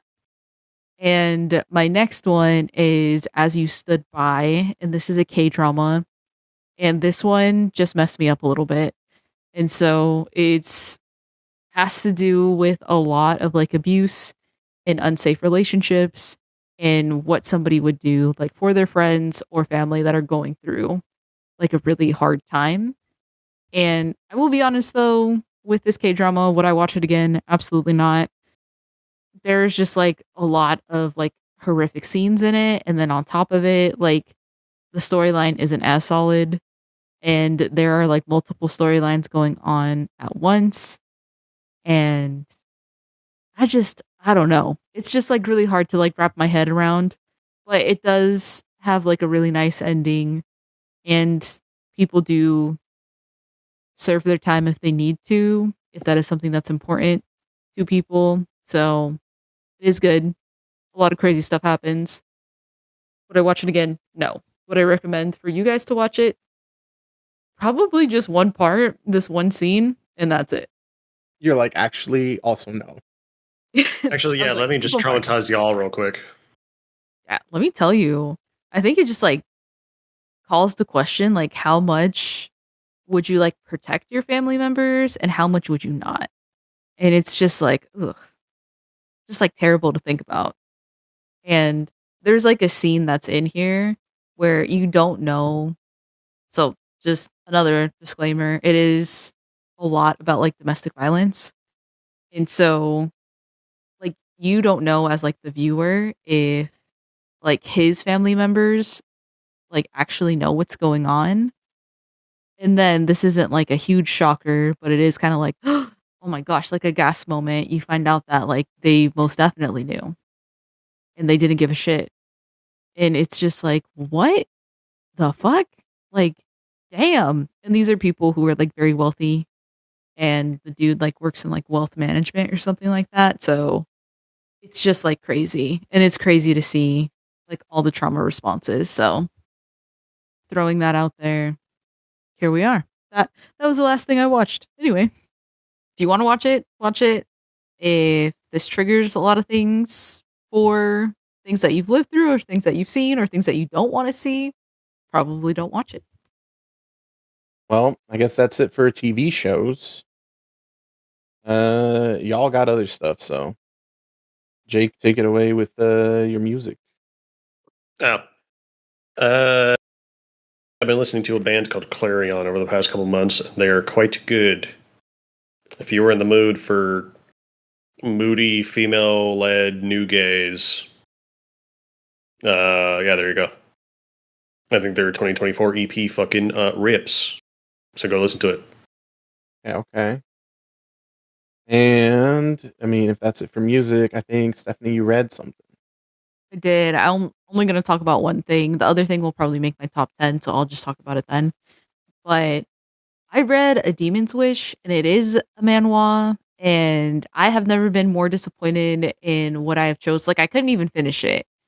And this is actually, like, very popular manhwa that people really like reading. And just throwing this out there, it is, like, smut, basically. And I'm like, I could see why people want to read this. Tell me more. But it's just like weird. So basically, the main character, she is like having to choose between like an angel and devil. You find out that the devil or demon is basically like they're like switched or whatever. So like the demon's actually the one that's actually like a little bit better and actually cares about her. And then the angel is just using her. But he has this air of like, oh my gosh, I'd do anything for you. And then of course, right, you find out that there is like a supernatural element to this. But basically she's just like experimenting with these dudes and like experimenting with like other people and like seeing what she likes and what she doesn't like. And it's like weird because she has a guardian angel that like is with her and then not with her at the same point. Like if she goes and she does like some kinky shit, like the guardian angel is not invited. And then like the guardian angel already knows what happens. And so it's just like a weird thing where I'm like, what? I like get it. It's so that she can see like these supernatural beings. But I'm like, this is just very interesting. So normally I really like a lot of different manhwas. This is one that I'm just like, no, I would not recommend, but it does have hype. And if you're wanting to read smut, maybe this is the way to go about it. But it doesn't follow, I guess, like to say tropes. They like mix it up a little bit and things make sense and things don't make sense. So just throwing out there too. It is like only for like the sexual pieces. There may be one of the, I guess, protagonist dudes that you might like or you might not like. So take that with a grain of salt. Will I try reading this again? Absolutely not. So that's my last Stephanie, I'm not thing. going to lie to you. Every single thing you've talked about in this piece of literature sounds like fucking peak slop.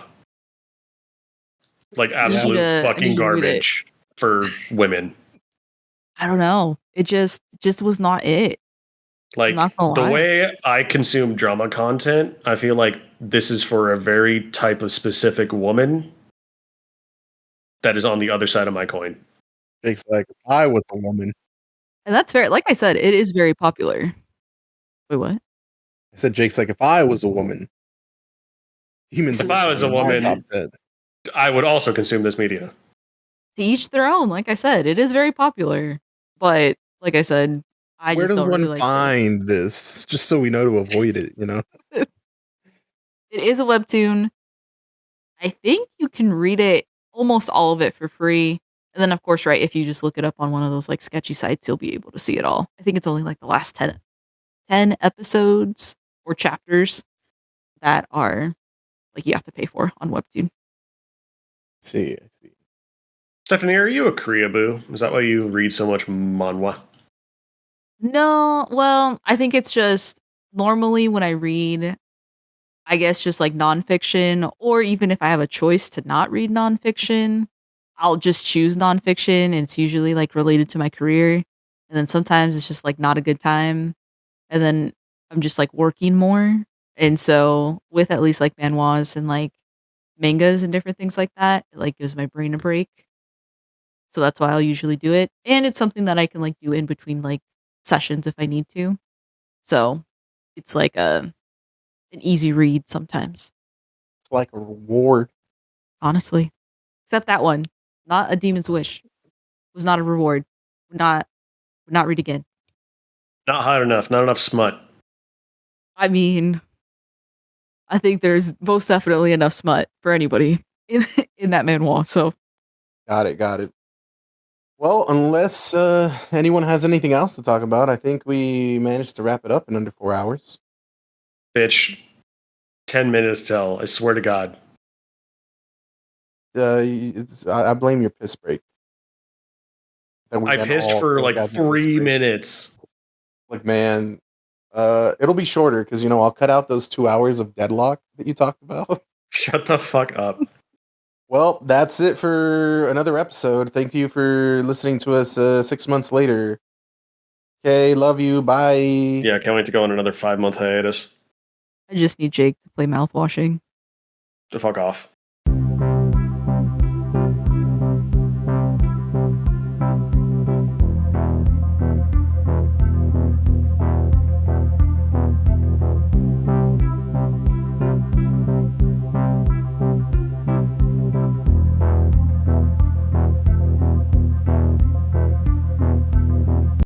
Actually, I guess I will play mouthwashing. Yeah. I guess I am committed now because now I want to know, like, from my Waylon Utani almost getting killed in a trash compactor perspective. Mm, mm. Just I had no idea I that this was the conversation that was going to come from mouthwashing. I thought it was going to be like, wow, Robert, what a great game to recommend. It's so good, actually. What a piece of art. Not, fuck you, Robert. it's a piece You The of don't know what fuck you're something. you, talking Robert, about. is way more interesting than. Yeah, I thought it was pretty good. And like I said, That's where it the was content good. is. It was good. It just wasn't as good as like Robert described it. And I get it. He was just like, oh, it's like great. But I just disagree. I was just like, there were really good aspects of it and they could have been better. And that's okay. It's okay for something to be mid. That's allowed. I don't think it's mid. True. Stephanie, do you think it's mid? Would you describe Okay. it as mid? Would you? No. Just Okay. on its own, just answer that question. Would you describe it as mid, in your opinion? In my opinion, no, because with the game, like with some of the gameplay, I will say that's above. That's above mid. That's like peak. But the storytelling, again, that's mid. Mm-hmm. I disagree, but okay.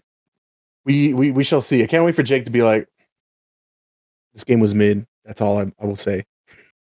If this game is Yeah, mid, that's then it. both of you are on cooldown. I can accept Uh, that. I can accept that. But Wow. no, what I was gonna say is, yeah, we're definitely not fucking getting any. Like, I didn't even consume 10 fucking things this year. Well, I didn't think we were going to do a top 10 like that. I thought we were going to do like top 10 things we fight each other for. We could, but like the problem with that is it's the same problem as joining our list is we do not consume similar content most of the time. I guess. Like, in order I for that mean- to be viable, we would need to fucking start consuming the same media, which would be lame. Well, we could also just skip So this my- year and just be like, can we commit to doing another one at the, I don't know. Well, my other option is we could do an end of year spoiler cast for the thing we would consider our number ones, and then have each other try to consume at least a little bit of that so we could talk about it. Can't do it. Because mine would be Expedition 33.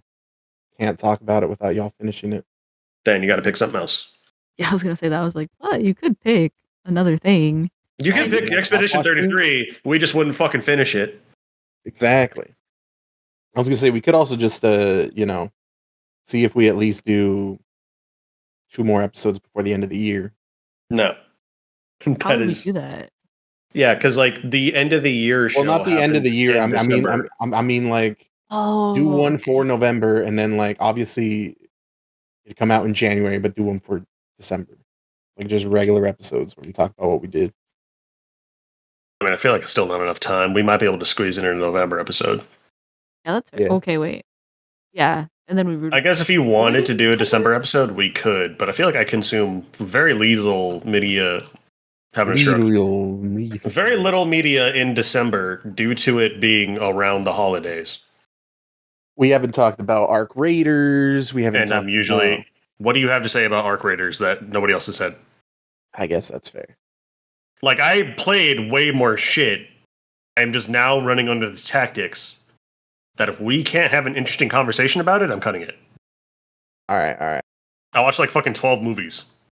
I watched probably more than 12 movies. And I cut it. I to did one not. movie, None of but I you cut have it to seen the fucking Friday the 13th movies, nor do you seem to give a fuck about the Friday the 13th movies.